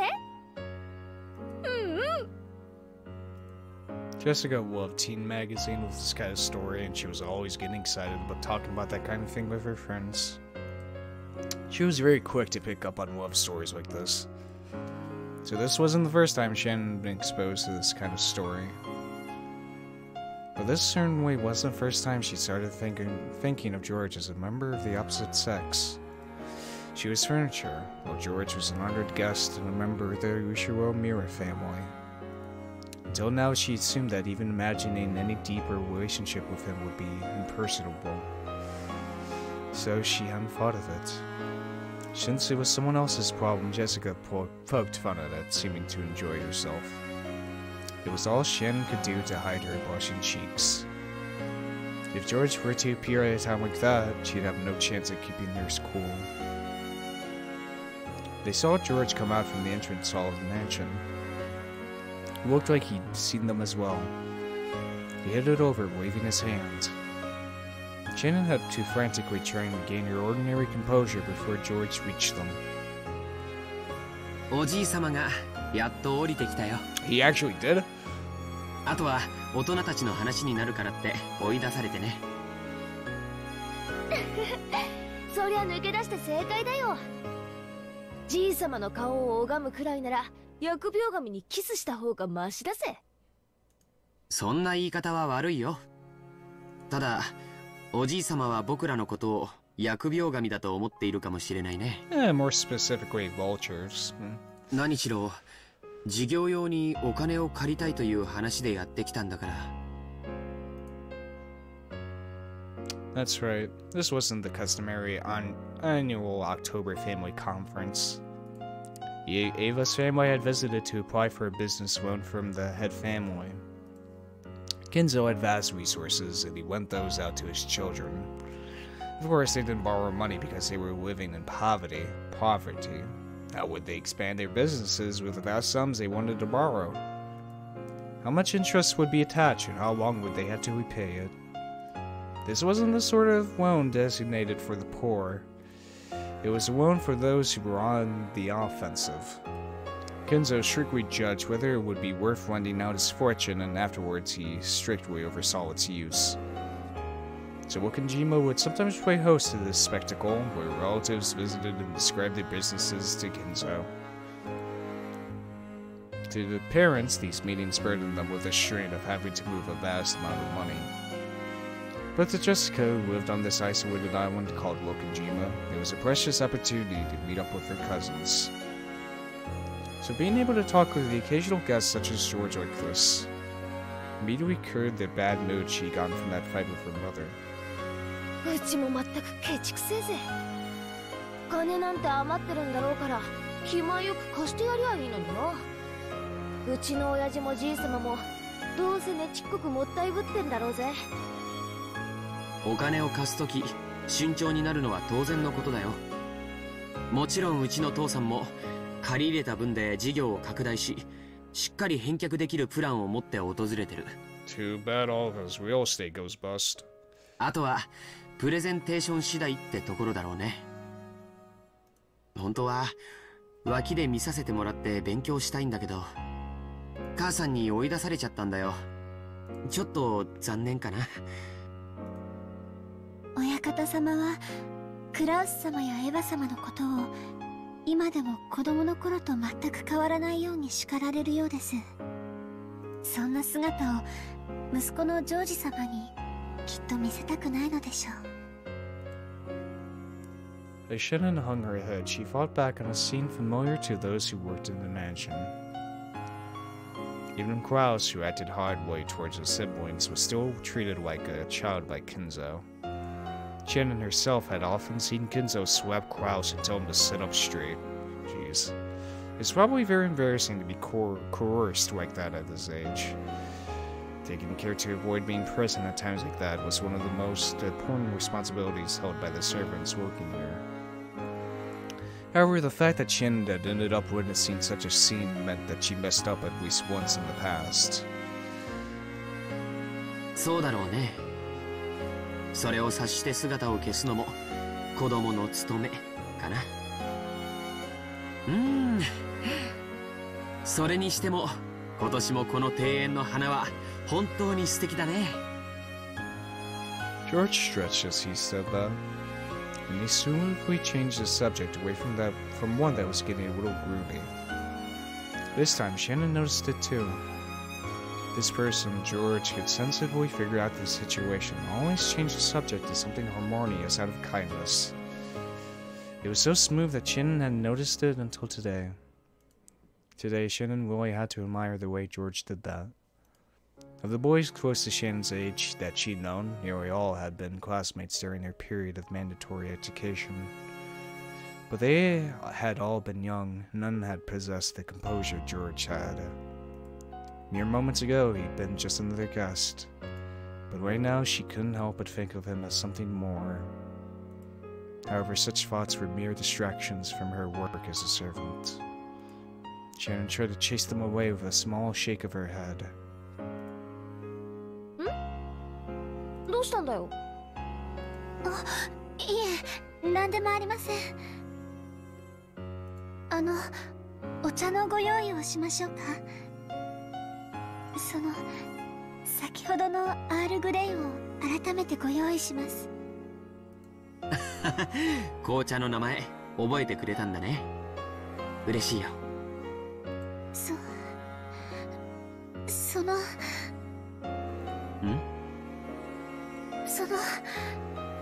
さっきはお気遣いはありがとうございました。 Shannon was finally able to put her gratitude into words. If you wrote it out, it wouldn't be very long. But Shannon needed a little spark of courage to say it out loud. But George played dumb. 何のことだい？お礼を言われるような覚えはないけど。He seemed to be putting the gentleman in his own way, letting her know he wasn't doing it out of desire for gratitude. George's response seemed to be more or less exactly what Jessica had predicted. She couldn't help but burst out laughing. なあ、こういうところ気ざったらしいだろ。いえ、そんなことは。 Jessica poked fun at Shannon as the latter remained silent, red-faced. George didn't know the details, but he naturally joined in, laughing the same way. The three of them lazily walked around the garden, catching up on recent events. George, as the oldest cousin, talked about his life experiences. Jessica talked about recent life in Wakajima, and Shannon talked about her recent work. They kept going on about these trivial things, even when Shannon heard the others talk about deeply interesting things. She never felt any particular interest in the actual content of their stories. She was nothing more than a servant, and she had no intention of delving into her master's lives. She simply wanted them to enjoy their time speaking with her, and would only pretend to listen intently and not at the right moments. But for some reason, the things George talked about today seemed to catch her interest powerfully. Even things she normally ignored felt like they contained a trace of kindness beyond the words. For some reason, she wanted to know more things about George, no matter how trivial. So she stared fixedly at him.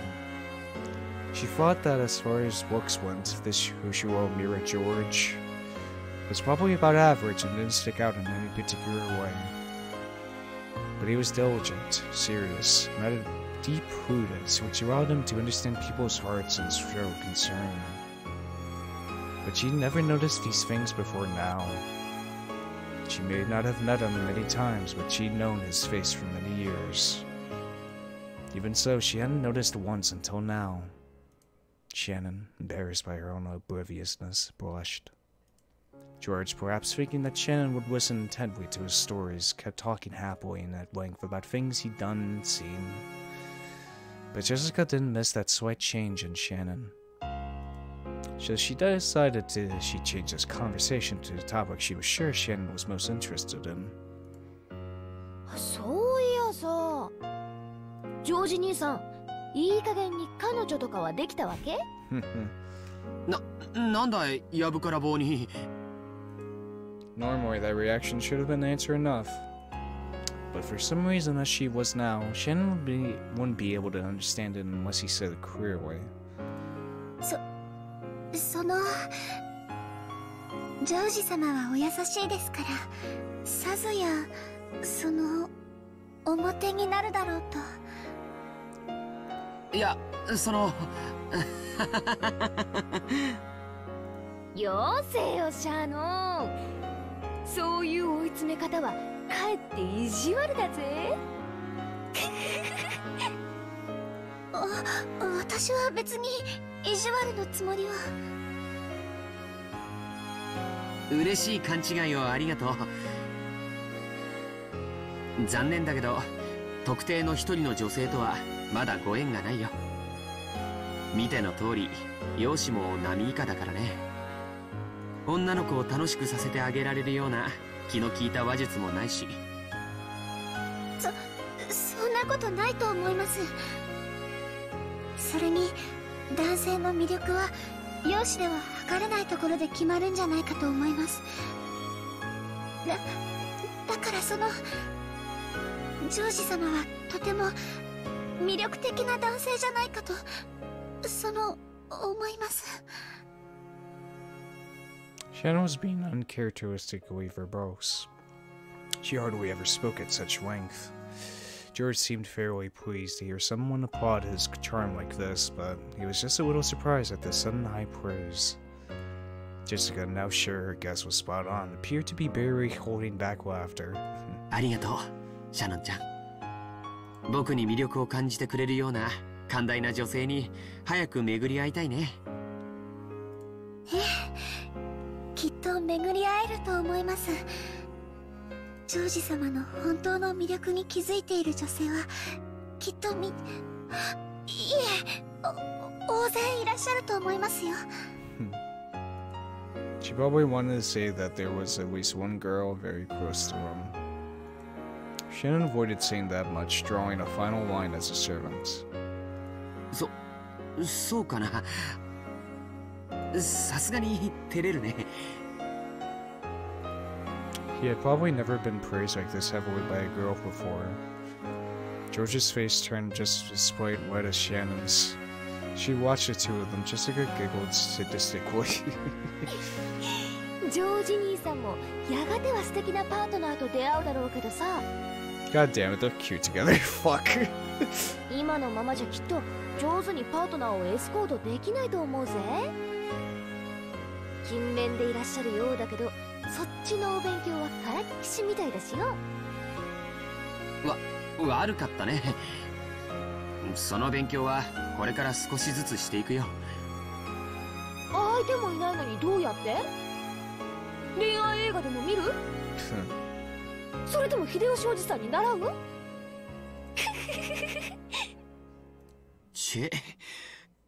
まるで鬼の首でも取ったみたいだな。こういう話では男は女の子にかなわないね。Normally, when George and Jessica got together, their parents would say George is diligent and admirable and Jessica is lazy and wooed. So it was probably unbearable fun for Jessica to have their roles finally reversed.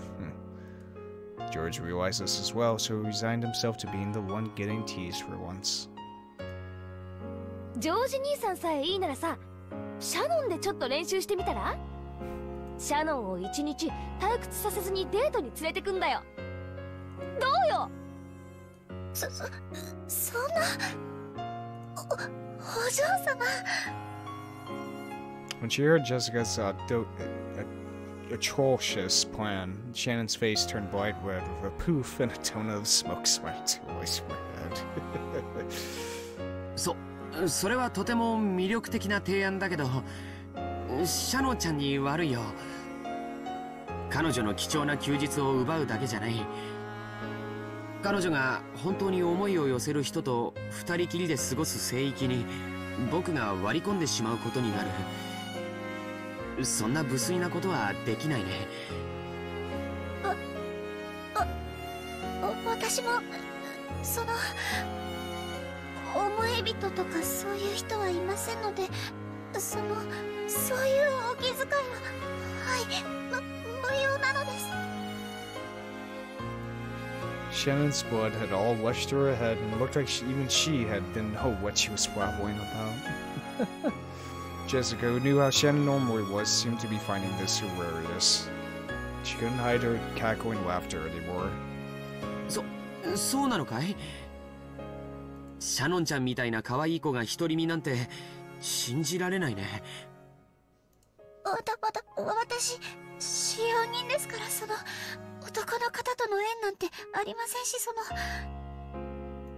てことはシャノンも将来素敵な男性を射止めるために交際の練習が必要だってことじゃないのかよ。つまり二人とも互いの思惑は一致するわけだ。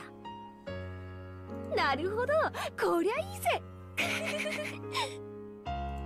Jessica irresponsibly cheered the two of them on. By now, even George was taking his head and turning red. ジョージ、さっきから呼んでるわよ。聞こえないの？ When Ava appeared in what was already an embarrassing situation, both of them got even more frustrated. Jessica watched and laughed loudly. 母さん、ごめんよ、話が込み入っちゃっててね。気づかなかった。これはエヴァ様、大変失礼しました。 Are we sure Jessica isn't Ava's kid? Because she seems a lot more like Ava than, you know, she has more of Ava's traits than that's who he is. 若い子たち同士で大層盛り上がってたみたいね。あなたたちもみんなお年頃だもの。そういう話題が尽きないのもよくわかるわ。嫌ですね。エヴァおばさんだってまだまだお若いじゃないですか。秀吉おじさんとの馴れ初めを聞かせてくださいよ。あらあら、そんなの言えるわけないわよ。本当にみんな若いんだから。それで何、母さん。用があって声をかけたんじゃないの？お父さんたちの話が終わったわ。おじいさまにあなたの話をするからいらっしゃい。僕の話？何の話かな？今みんなでしてたのと同じ話よ。ほら、例の話。あの話かい。別におじいさまに話すようなことじゃないんじゃないかな。何の話だよ。まさかジョージ兄さん誰かと結婚するの？それはおめでとうございます。違うよ違うよ。特定の女性はいないってさっき言ったじゃないか。威張ることじゃないでしょ。まったく。Ava smiled bitterly, looking a little exasperated. わかった。ジョージ兄さんあれでしょ。お見合いだ。お見合いですか？まあね。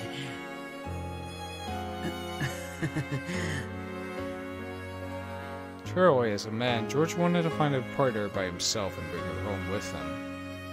So it seems he found it a bit pathetic to meet his partner for the first time in a marriage meeting arranged by his parents.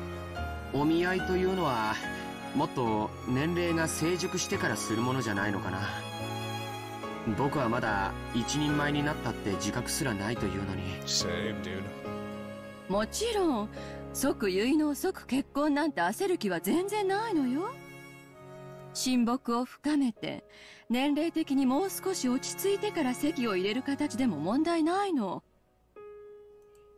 Judging by Ava's forceful attitude and George's non-committal one, the others could get a glimpse of the story behind this marriage meeting. They didn't know who George was supposed to be meaning, but it was surely someone who would profit Ava's family in the business sense, yeah. The very fact that they'd be satisfied with a mere engagement to deepen the relationship between the two families rather than immediate marriage made it feel almost like a political maneuver. 結婚はね、好きになってからするものじゃないの。してから慣れることよ。感情だけで結婚すると必ず後悔する。身元のしっかりした人を生涯の伴侶に選んで、それから愛情を築いていくのも決して間違ったことではないの。Well, that's the say in political marriages, huh? エヴァおばさん、それじゃ秀吉おじさんに悪いですよ。私はあの人のこと大好きよ。いつまでも一緒にいて人生を共にしていきたい。エヴァ様、素晴らしいです。本当にご立派です。ありがとう。でもその気持ちは二人で夫婦をしていくうちに育んだものよ。そして今の私たちより未来の私たちの方がもっともっと仲良しだと信じてる。私は夫婦はそういうものがいいと思ってるの。だからって好きでもない相手と結婚してもいいって論法にはならないと思うけどな。だからって好きな相手なら誰と結婚してもいいという論法にはならないわ。結婚は一瞬。でもその後の夫婦生活はずっとずっと長いの。だから一時の感情に任せず慎重に相手を探すべきなの。そしてそれは人生経験の未熟なあなたよりお母さんたちの方がうまくやれるとは思わない？それはそうかもしれないけど。I mean, it's pretty actually a strong case with political marriages, but still, you know. あなたは私の自慢の一人息子よ。どこへ出しても恥ずかしくないくらい立派に成長してくれたわ。バトラ君は籍を抜け、あなたが今やお父様の血を引く唯一の男孫。あなたにふさわしい相手は慎重に選ばなくてはならない。As everyone related to the Ushiro-Mira family knew, Ava adored George immensely. But that didn't mean she had pampered him. She had been strict with him and had raised him into a wonderful boy who wouldn't betray her expectations. That was why she treasured him so. あなたの相手は決して母さんたちの損得で決めてなんかいないわ。あなたにふさわしい本当に素晴らしい女性に母さんが合わせてあげる。 And don't worry, she'll be a good looker. 今はあなたの中にある青臭い若さがそれを疎むかもしれない。でもこれだけは母さんの言うことを聞きなさい。私があなたのためを思わなかったことが一度でもある？それはないけど。今はそれで結構よ。さあ行きましょう。お父様を待たせてるわよ。急いで屋敷に行きなさい。 Guess it's... Wow, they actually turned a political marriage into a kind of sweet thing. じゃあごめんね二人とも。 Weird way, but still, you know, sweet. また後で。George bowed to the two of them, and after bowing once more to Shannon, he dashed off to the mansion. じゃあおばさんも行くわね。楽しい話を打ち切っちゃってごめんね、ジェシカちゃん、シャノンちゃん。いえいにしないでください。じゃあシャノン、私たちは行こうぜ。はい。大丈夫よ。ジェシカちゃんだってきっとそのうち素敵な出会いがあるわよ。ジェシカちゃんにふさわしい素敵な方がね。私と同程度ってことは成績の悪い男かな。なんだかうぜえぜ。もちろんシャノンちゃんにもね、あなたにふさわしい素敵な男性がきっと現れるわよ。はい。ありがとうございます。As Ava giggled and smiled, she approached Shannon's ear, her hand over her mouth, as though she was trying to tell her a secret.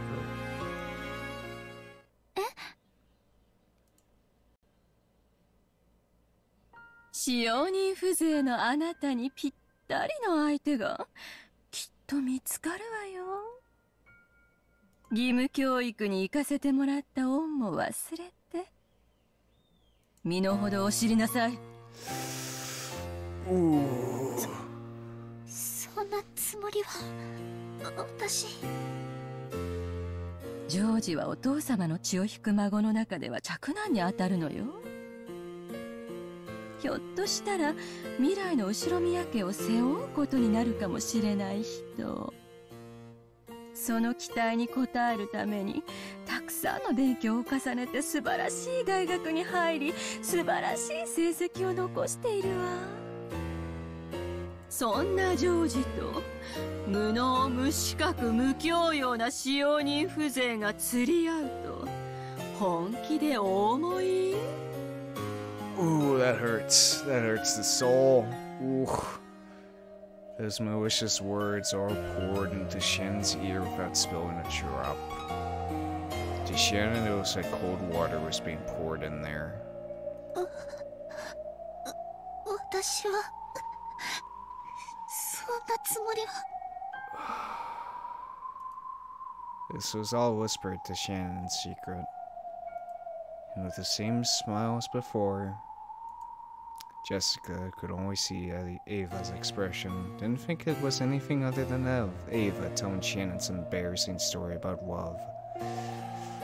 With their secret conversation ended, Ava patted Shannon's shoulders as though she was urging her on. 大丈夫よ。あなたにぴったりのお相手がきっと見つかるから。ね。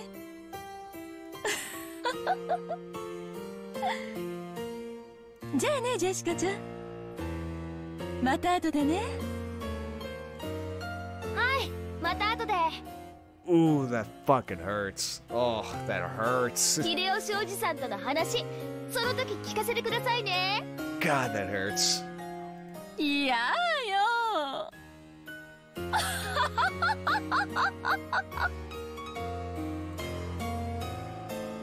Ava laughed wildly and headed back to the entrance hall. Behind Jessica, who was cheerfully waving her hand, Shannon reflected very, very deeply on those words of Ava's about knowing her place. I wonder if this is going to lead her to making a deal with the witch. It's time for me to take a serious look at how full of myself I've been acting. I forgot. I'm furniture. Furniture isn't human. So I am a being who must feel gratitude for even being treated like a human. And I'm not permitted to wish for anything more. People sometimes develop affection for furniture they're used to using. But that is an emotion on the human side. Furniture has no right to hope for such a thing. It's enough that furniture serves with simple honesty day after day. That feeling I got when talking to George-sama and Jessica-sama is the same as a forbidden drug to me. In other words, it may be an emotion I never experience. シャノン、先ほどからぼんやりが過ぎます。体調でも悪いのですか？いえ、失失礼いたしました。 Natsuhi's words were right on the mark. Even Shannon couldn't believe that she hadn't noticed Natsuhi until she had called. Normally, it was essential that she focus on her cleaning at this time of day, but she spent all of her time sighing and hardly making any progress.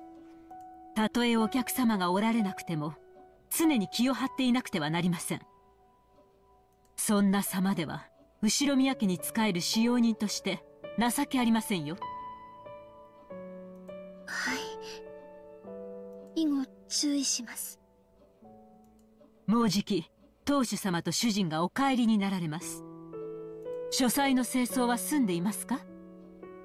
階段の清掃は済んでいますか？申し訳ございません。まだです。ええ、知っています。ですから、ルノンにやらせておきました。あなたがもたもたと廊下を清掃している時間で、彼女は書斎と階段の清掃を済ませてしまいましたよ。それは丁寧にお掃除をしていたから時間がかかってしまって。 Shannon was simple and honest, so she would always carry out her tasks seriously and properly, without any omissions. So she was always slow with her work. In contrast, Wuan cleverly avoided doing extra work whenever it was possible, so she could complete her jobs with a result that looked almost the same to an outsider, but in much shorter time. In other words, she was a shrewd employee. Compared to that, it's probably fair to say that Shannon wasn't very shrewd at all, talking back to Natsuhi when Natsuhi was in a bad mood. Of course, there was nothing that Natsuhi couldn't stand more than the servant talking back. Her forehead creased, and she spoke sternly. And yet her slow and admonishing style of speech was even more terrifying, and finally made Shannon realize she had said the wrong thing. ならば、存分に丁寧な清掃を心がけなさい。シャノン、あなたにこのまま大広間の清掃も命じます。当主様の大切な絵画が多数飾られ、後ろ宮家への賓客をお招きすることもある大切な広間です。埃一つ残さないよう、あなたが納得するまで丁寧に清掃なさい。もちろん今日中にです。それを終えて私に報告するまで、食事も休憩も許しません。わかりましたね。はい。奥様。結構。使用人はその言葉だけを口にするように。次の口答えには、より厳しい罰を与えますから、そのつもりで。よく胸に刻んでおきなさい。はい、奥様。ご指導をありがとうございます。どういたしまして。Man. Behaving as though her headache was troubling her, Natsuhi headed off down the corridor. When she couldn't see her anymore, Shannon hung her head and sighed. This was what had happened when she had her head in the clouds. Even though I'm bad at everything I do, I should be able to at least carry out the cleaning as well as an average person can, right? It's because I can't even perform that very well that I'm crying so pathetically. But what's even more shameful is that not only have I been unable to perform a single bit of cleaning well, but just now when Natsuhi was scolding me, I imagined that person appearing, rescuing me.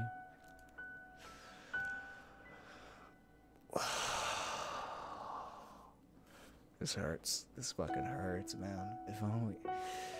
If only George-sama were here. Would he casually step in and save me?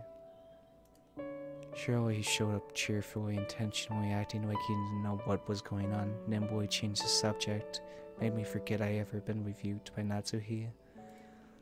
Kept envisioning him, suddenly appearing from the other side of the door, or the other end of the hallway.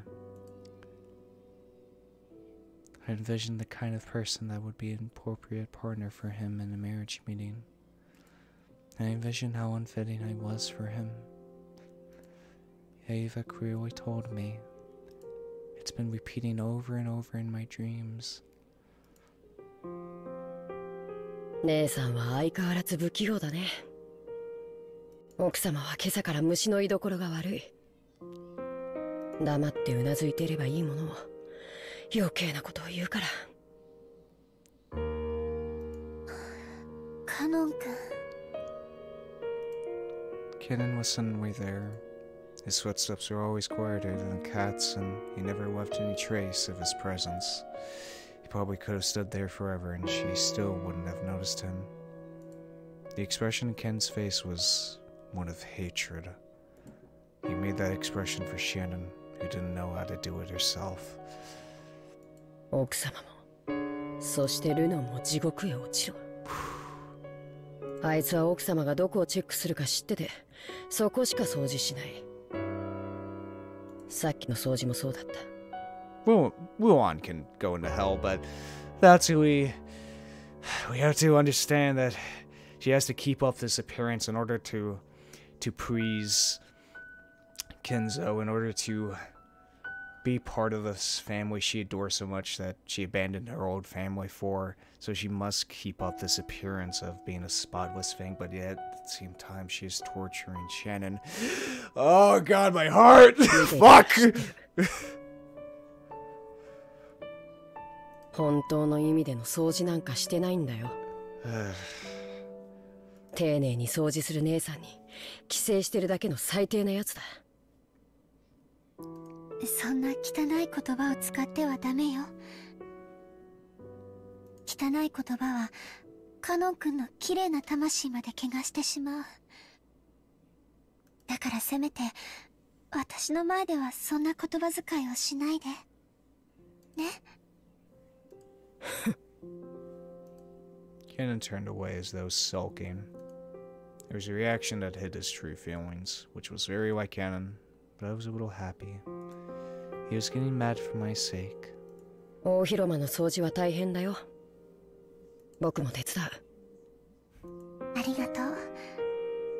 でも奥様に命じられたのは私だから大丈夫。カノン君にも自分のお仕事があるんでしょ。汚らわしい仕事だよ。僕の魂なんてとっくに汚れてる。Kenan then hung his head and bit his lower lip.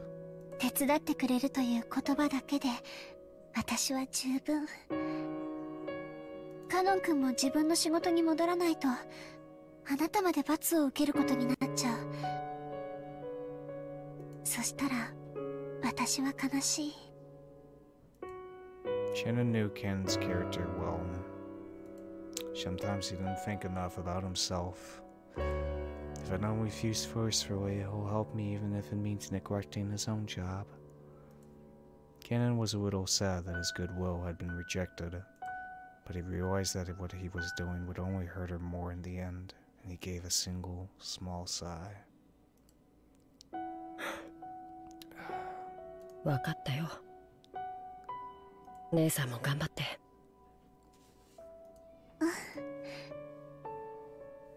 それに私にも責任はあるから。姉さんには責任なんて何もないよ。ううん、あるの。だからもう言って。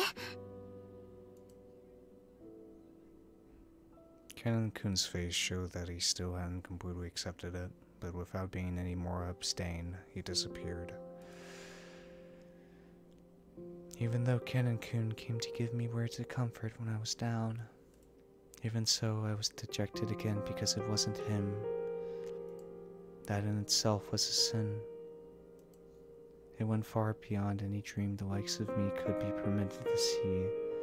I don't know my place. Shannon, who had neglected breakfast, already felt her concentration begin to waver. But if she didn't finish up coining the reception hall, she wouldn't receive Natsuhi's permission to eat. That cool Natsuhi had surely told the kitchen something to that effect. I have to respectively receive Madame's punishment. That's right. My position in the world is furniture, and I've been intoxicated by a dream that's beyond me.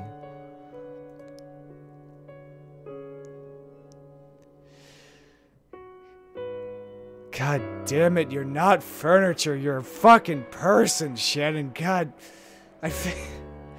God damn it. God damn it. It's giving me vibes as fucking Sadako, man. I get so sad when I see people delegate themselves to something less than fucking human. It makes me so fucking sad, man. It tears at my fucking heart, man. You're human, god damn it. You should be allowed to have dreams, god damn it. I finished cleaning the hallway and went to the reception hall. Maybe my hunger made my nose more sensitive. I could sense the delicious aroma wafting from the kitchen, even though it was far away and my empty stomach was encouraged even more. Until I finished up here, I wouldn't get any soup. I just had to resolve myself to doing it. Several portraits were hung in the reception hall. One of those portraits was thought to hold a special meaning amongst the servants. Oh, Beatrice. It was the portrait of the witch. That wasn't its true name, but everyone in the mansion called it that. The name of the woman with elegant blonde hair drawn as the subject of that portrait was Beatrice. It was whispered that she might be the former mistress of Kinzo, the family head, and also that she was the great witch who had given Ginzo the gold of the legend. The witch Beatrice, master of the night of Mokujima. She was gracious to those who respected her, but she would surely curse those who made light of her. It was in Shannon's character not to neglect rules and beliefs such as those. So she thought of the portrait of her other master as that person herself, and always treated it carefully, treasuring it. And it had become part of her daily routine to tell the witch, who had only existed inside the portrait, the secrets of her heart. She was furniture. Furniture doesn't complain. Cannot complain. So she had no right to speak her mind about her difficult days. She had no right to open her mouth and say those words. So she at least spoke her mind inside her heart. She spoke her mind inside her heart, using words she couldn't say aloud, and protested to the formless witch. Of course, the witch didn't answer. She didn't console, and she didn't laugh it off. Shannon could only interpret that silence as she winked, as if the witch was responding agreeably. ベアトリーチェ様、みすぼらしい私の話を聞いてください。As Shannon wiped the dust from the witch's portrait, she spoke that inside her heart. 私は確かにエヴァ様の言う通り、無能で無教養な家具です。人じゃない。だから恋をする資格などないかもしれません。でもだったらどうして恋を知ることのできる心などお与えになったのでしょうか。 At that point, Shannon held back her tears for a moment. The sound of the rain, which had started falling, along with the chill air in the reception hall, made her feel as though her shabbiness had increased another level. 本当の家具なら心なんかない。だから人を愛したりしなくて済むじゃないですか。だから苦しまない。私も同じ家具なのに、どうして心なんかあるんですか？こんな苦しくて辛い思いをするなら、こんな心なんて与えないでほしかっ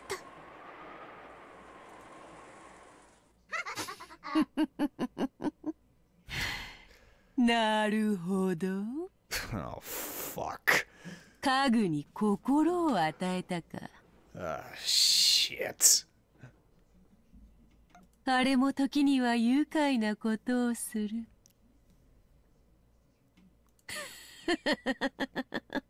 That man? The witch who never answered or laughed, answered and laughed. Was it my imagination? Was I hearing things? No, that's wrong. After all, the next words became a voice, and I could hear them, not with my heart, but with my ears. 人間は世界を構成する元素について Golden 紀元前 snare. の昔から探求を続けてきた。古代ギリシャ人たちは風、火、水、土の4つで世界の説明を試みたという。その後も数千年かけて人間たちはその4つにさまざまな元素を加え、5代、6代、7代、8代、12代とさまざまな解釈で世界を説明しようとしたが、唯一の真実である一なる元素を説明することはできなかった。しかし星の導きによって現れた一人の男がついにこの世界を構成する一なる元素を説明した。何かわかるか？ Believe. Oh no.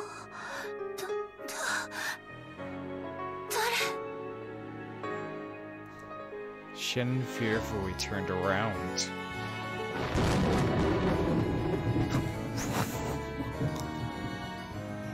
Right there, she existed. Not as an illusion, but as reality.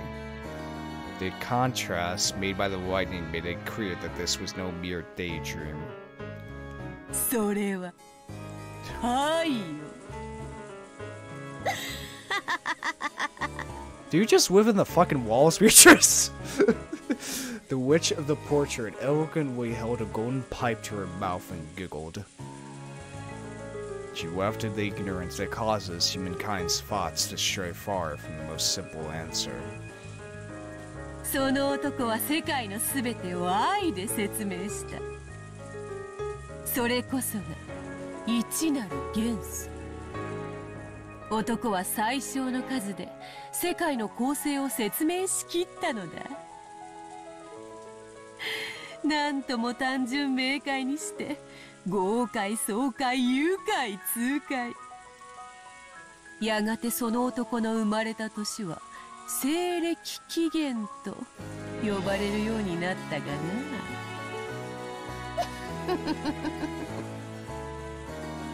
Shannon lost any words to speak. She thought that when first meeting an unknown guest, her first word should be to ask that person's name. But without saying anything, Shannon knew this person's name, so she refrained. No, surely it would be the greatest disrespect for someone who lived or worked on this island to ask this woman her name. After all, she was the other master of this island, besides Kinzo. ベアトリーチェ様。いかにも。 Oh yeah, I got let me check out my character list here. Well, let's check it out real quick. Oh, there she is. わらわがベアトリーチェである。千年を経ても人がわらわを見て最初に浮かべる表情は変わらんな。 Okay, so you've been on the island for a while before the family conference. Good to know. Which makes her more familiar with the way out and able to, well, come in and out without nobody noticing her, which could make maybe she can find the right shed key in the servant room.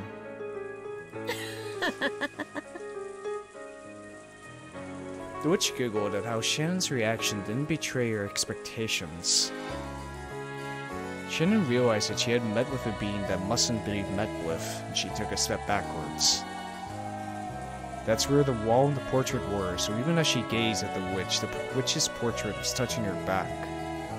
お前の悩みは愛ゆえよ。それはすなわち世界の一なる元素。つまりこの世のすべてだ。それが満たされぬということは世界が満たされぬに同じこと。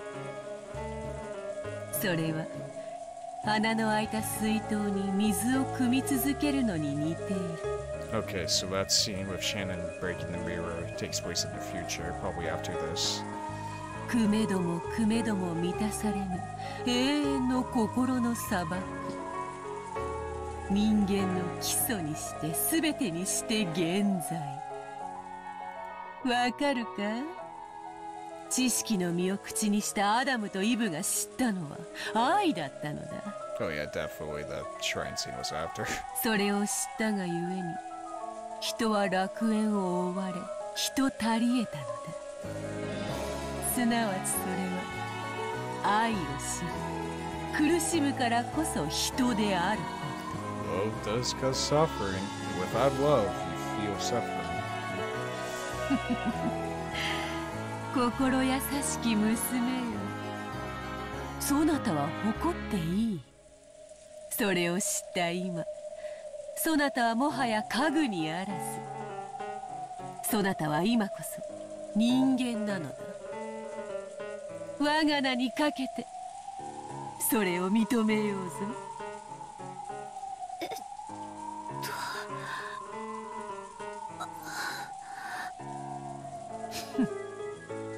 凡庸の身には理解もつらき話か。まあよいわ。許すがいい。久しぶりに人間と話すのでな。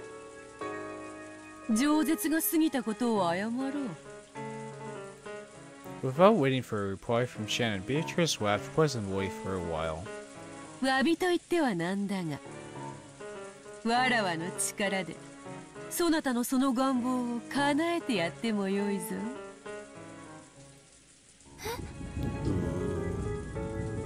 The meaning of those words surprised Shannon even more than the witch's sudden appearance.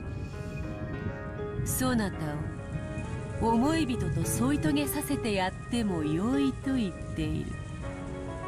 本来ならばそれに見合うだけの対価を要求するところだがわらわは機嫌が良い。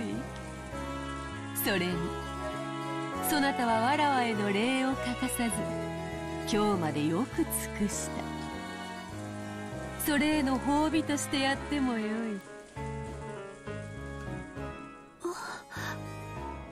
本当ですか？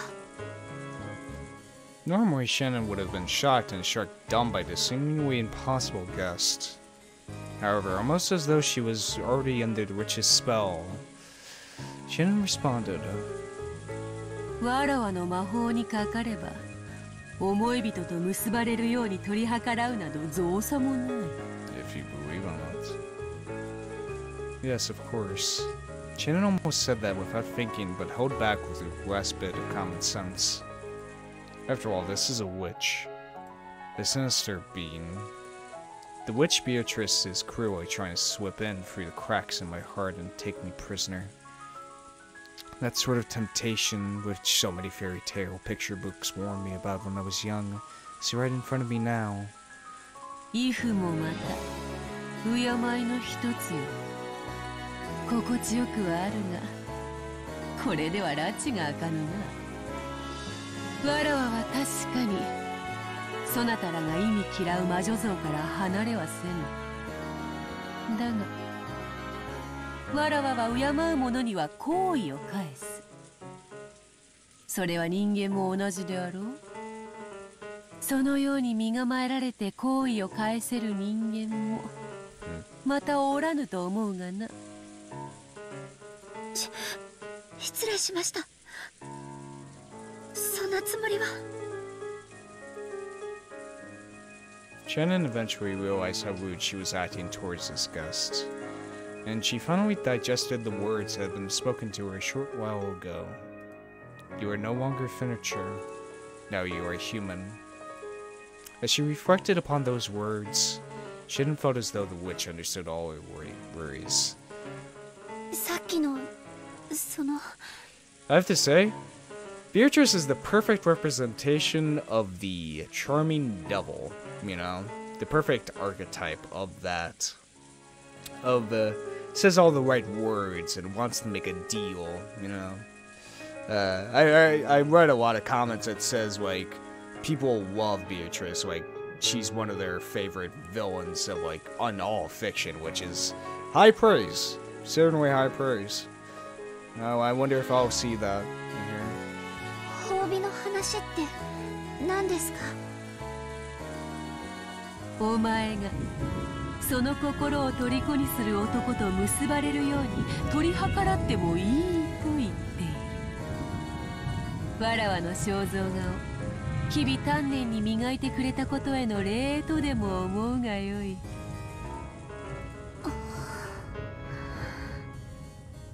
安心せよ。対価は求めぬ。わらわは気前がよい。Yeah, that's what they all say. だがな、対価は求めぬが、 Here it is. Look, here it comes. Part of Shannon's heart sent her a warning. This is what all those scared picture books she read when she was little had warned her about. この島のすぐ近くの海に岩が覗き、そこに小さな鳥居と祠が設けてあるのを知っているか？ Shannon immediately remembered it. When you reach Wokenjima by boat, there was a torii and a shrine on a reef that was too small to be called even an islet. Islet? Pretty sure Kumasawa-san told me its history, but I can't remember it well. The traveling Shujina, a kind of holy man, had built it or prayed there or something. 知っていますが、それが何か。魔に通じぬものに一から説明はせぬ。早い話がだな。あれには参っておるのだ。実はな、あの祠の中にある鏡が収められている。What, we got a mirror that goes past all your bullshit? それをそなたに割ってほしいというのだ。Or is able to see through all your bullshit? It was quite a suspicious request. Shannon didn't know the details, but anything stored inside a shrine would have to be something sacred. And she wants me to break it. Why would a witch ask for a human for help instead of doing it herself? Yeah, exactly, huh? There's no need for Shannon to speak her thoughts aloud. Beatrice responded to Shannon's reasonable doubt before Shannon could give her an answer. あの鏡の魔力はわらわの魔力と相対する。人の言葉でうまく説明できぬな。例えれば食器の違いとでも言おうか。Wait, wanna bring up a spoon? あの鏡はフォークで、わらわの力はスープなのだ。フォークでスープは飲めまい？あの鏡の押し付けさえなければ、わらわはスープを飲むのにぴったりのスプーンが用意できるというわけだ。それさえあれば、スープも飲めるし、岩蝋だって掘り抜けるぞ。目玉だってえぐり貫ける。だったか？ Yeah, you did get it pretty right, Beatrice, from Bird Castle.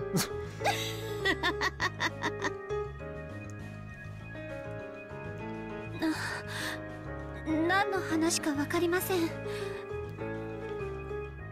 私の無教養のせいだとしたら謝ります。こういうことだ。あの忌々しい鏡をわらわのために割る手間をかけてくれたなら、その褒美としてそなたの願いを叶えてやるということだ。今日のわらわは本当に機嫌がいい。そなたが望むなら願い事を変えて金蔵に授けた黄金を丸ごとくれてやることにしてもよいぞ。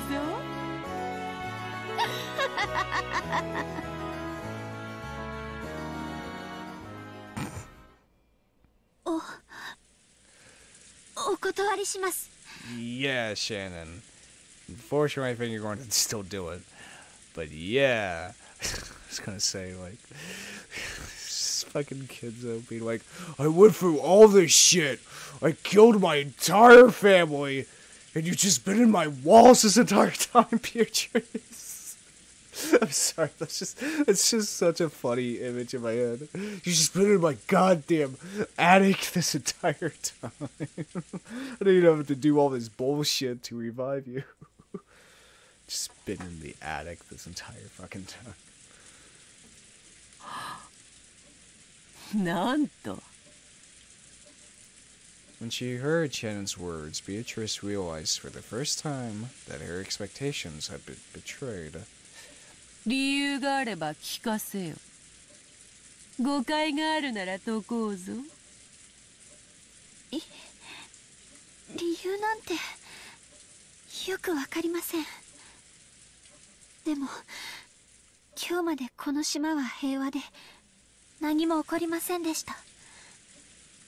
なら鏡を割らなくても今日までと同じ平和がこれからも続いていくはずです。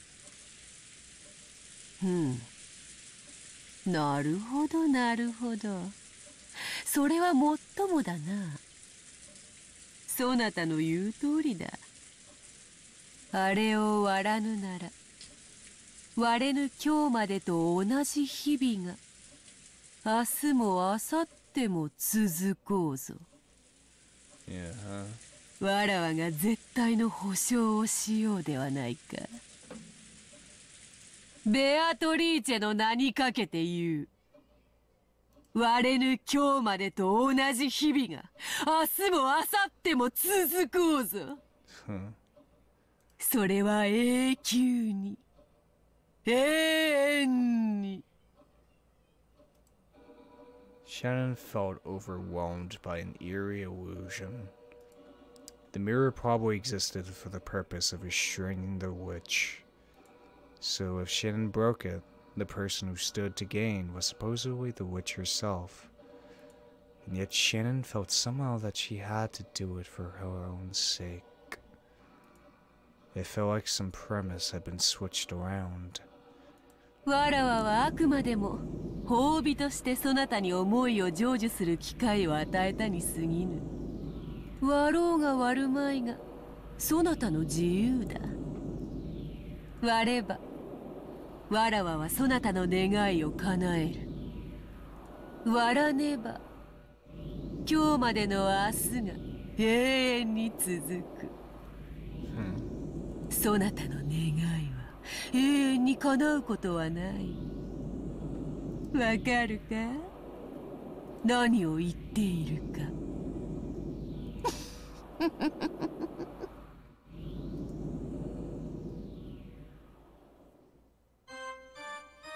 The witch was speaking.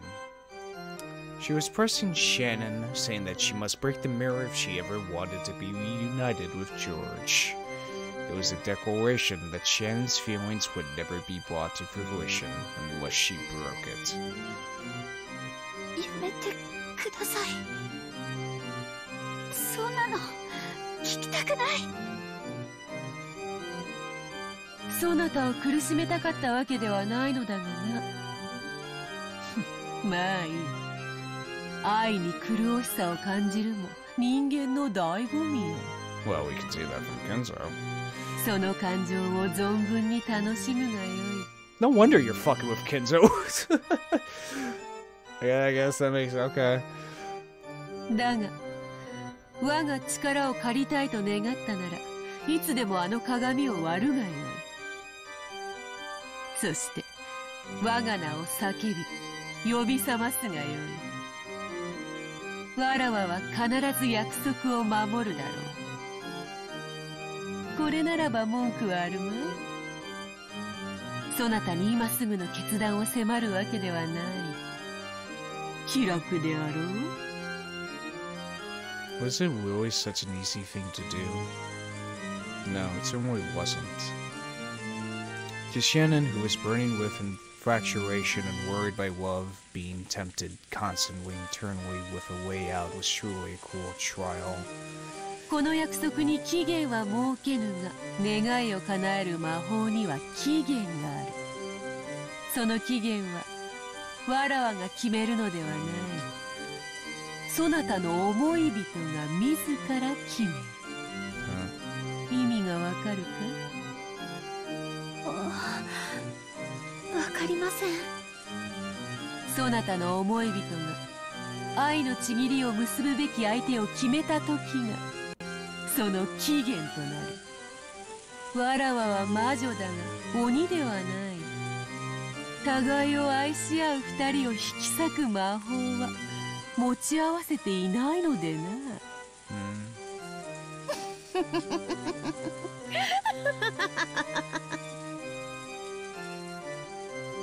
そなたの思い人は近いうちに見合いに臨むそうだな。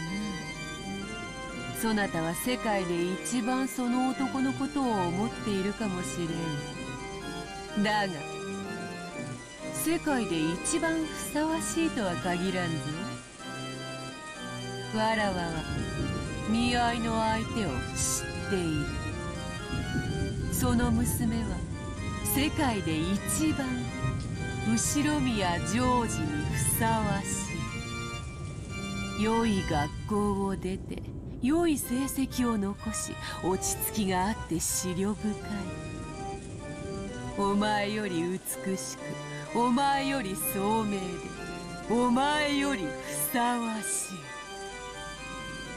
お前のような無知無能無教養の娘がどうしてふさわしかろうか。お前が一番知っている。お前が一番ふさわしくない。お前と後ろ宮ジョージが結ばれるなど想像するだけでも罪深い。愚かしいことよ。愚かしい愚かしい身の程知れい。義務教育に行かせてもらった恩も忘れて身の程を知りなさい。ジョージはお父様の血を引く孫の中では嫡男に当たるのよ。ひょっとしたら未来の後ろ宮家を背負うことになるかもしれないよ。その期待に応えるためにたくさんの勉強を重ねて素晴らしい大学に入り素晴らしい成績を残しているわ。そんなジョージと無能無資格無教養な使用人風情が釣り合うと本気でお思い？ Oh shit.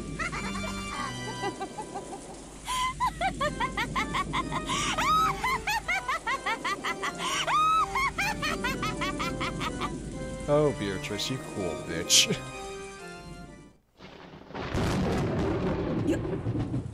やめろ！シャノンをいじめるな！貴様は誰だ！ Oh, fuck. At that time, as Shannon held her head, trying to protect her heart from the blade of Beatrice's words, Kenan ran in front of her. Kenan didn't care who this woman was. If this was an enemy tormenting Shannon, whom he loved and respected as a sister, nothing else mattered.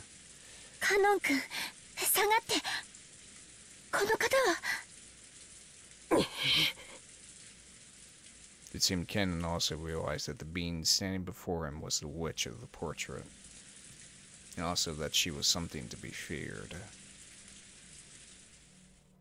シャノンに褒美を取らせたかっただけだが、わらわの言葉が過ぎ、いじめてしまったようだな。それは謝ろう。だが先ほどの約束はそなたへの褒美として残してゆく。わらわの力が必要ならばいつでも呼び出すといい。その方法はすでに教えた。ではこれにて今宵は退散しよう。敵意の眼差しは心地よくあるが美容にはちと悪いのでな。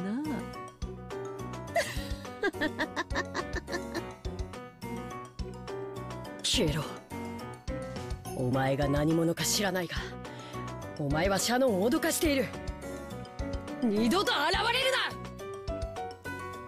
Cannon's words seemed to deeply annoy the witch. 言葉を選ばぬか下船め。わらわは敬う者に寛大だが敬わぬ者には残酷であるぞ。While she still smiled, the witch's face began to twist itself. Then, an oppressive feeling that couldn't be noticed with any of the five senses gradually filled the room. Even though they couldn't understand it, they immediately realized it was something terrifying. When you swim in the ocean, something large passes by in the water beneath you. You want to escape to land even before you learn what it is. That's exactly what this was like. おやめください、ベアトリーチェ様。カノン君はまだ子供なんです。言葉遣いについては謝ります。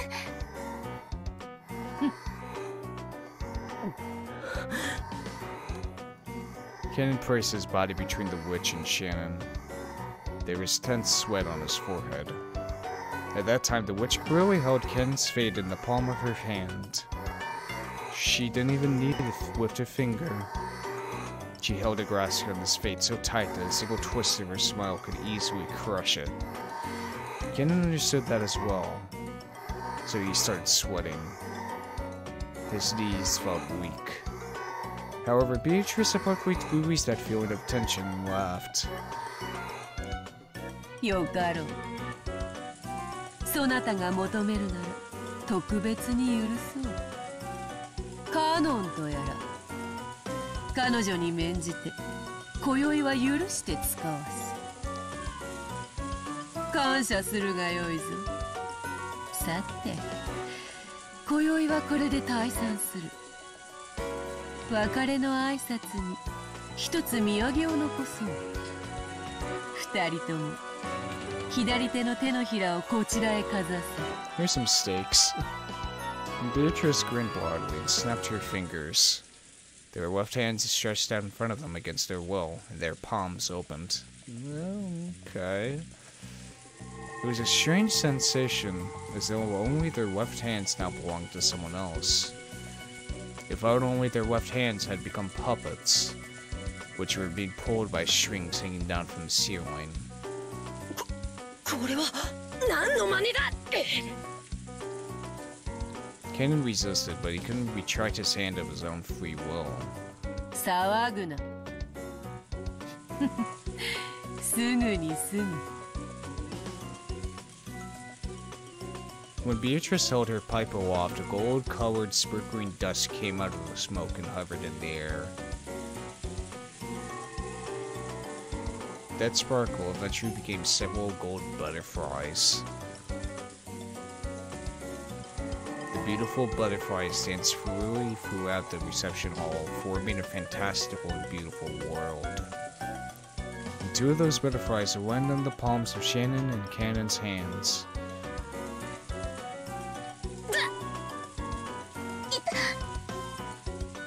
There was a sharp pain, as though they had been burned. When the two of them tried to examine the palms, that hold on their bodies, which had been there a second ago, had gone without a trace, or greatly marked.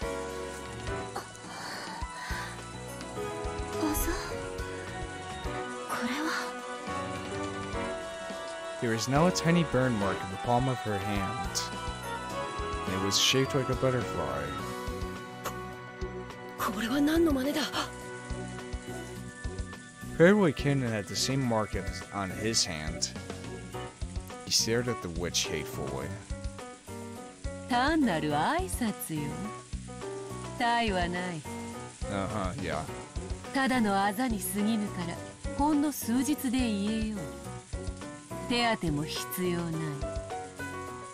それはわらわが確かに今日ここにあり、そなたと約束を交わしたことを明日に忘れさせぬための印だ。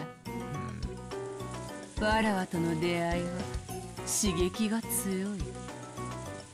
翌朝にわらわとの出会いを夢か幻と思い込み忘れようとする人間も時にはいるのでな。ゆっくり考えるがいいぞ、シャン。そしてゆっくりと休み、明日の朝日に我が印を見て改めて考えてみるがいいだろう。わらわは何も強要せぬ。そなたが自らの意志で自由に未来を決めるがいい。もっとも欲する者の対価がその程度で済むとはな。貴恋をテーマに戯曲を書き上げた偉人たちが悔しがるぞ。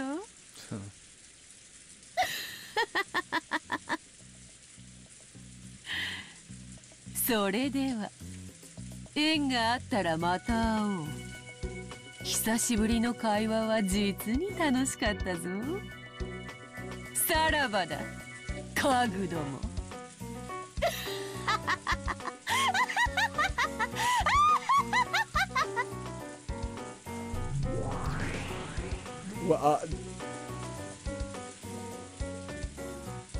Beatrice's body crumbled like smoke and blew away. Fuck, I can't explain that. Shit! God damn it. Fuck. The butterflies, just a simple smoke trick. Just a bunch of toys that can just burn your hands. Easy, right? Shit. Making this hard to explain this, huh? It was golden smoke, now a cloud of golden butterflies. They scattered in all directions inside the reception hall, leaving the golden splash before disappearing into thin air. After that, only the cold silence was left. It was so silent it made both of them think that they might have been daydreaming until just a moment ago. Which was why the witch had left those marks. She had done so to make it impossible for them to think of this as a daydream. As Shannon can remember the butterfly bruises on their hands and the pain they felt when they'd been made. They kept standing around, stunned, staying still stunned. And from that moment on, Shannon was tormented by days of suffering and conflict. Shit. There was drugs in the air. I fucking can't. I'll be honest with you folks. I can't figure a damn way. What?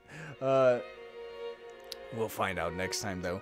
Fuck, I can't explain that shit. The butterflies are toys that explode in your hands. And the whole controlling their own hands is the simple hypnotic. I can't really explain it. Fuck. Shit. Oh, hey, we're at almost 24 hours of prayer time. That's nice. But yeah, I think this is going to do it for this episode. Also, happy Halloween, since this is going to be my Halloween episode, which, hey, it's perfect for it.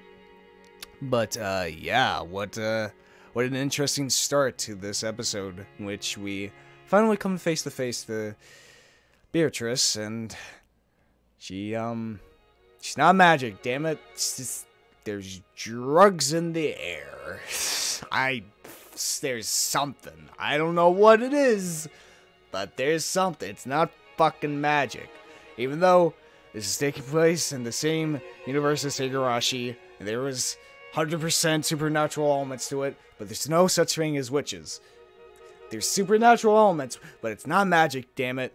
Everyone died by human means. It's just that Beatrice needs belief in order for her quote-unquote magic to work.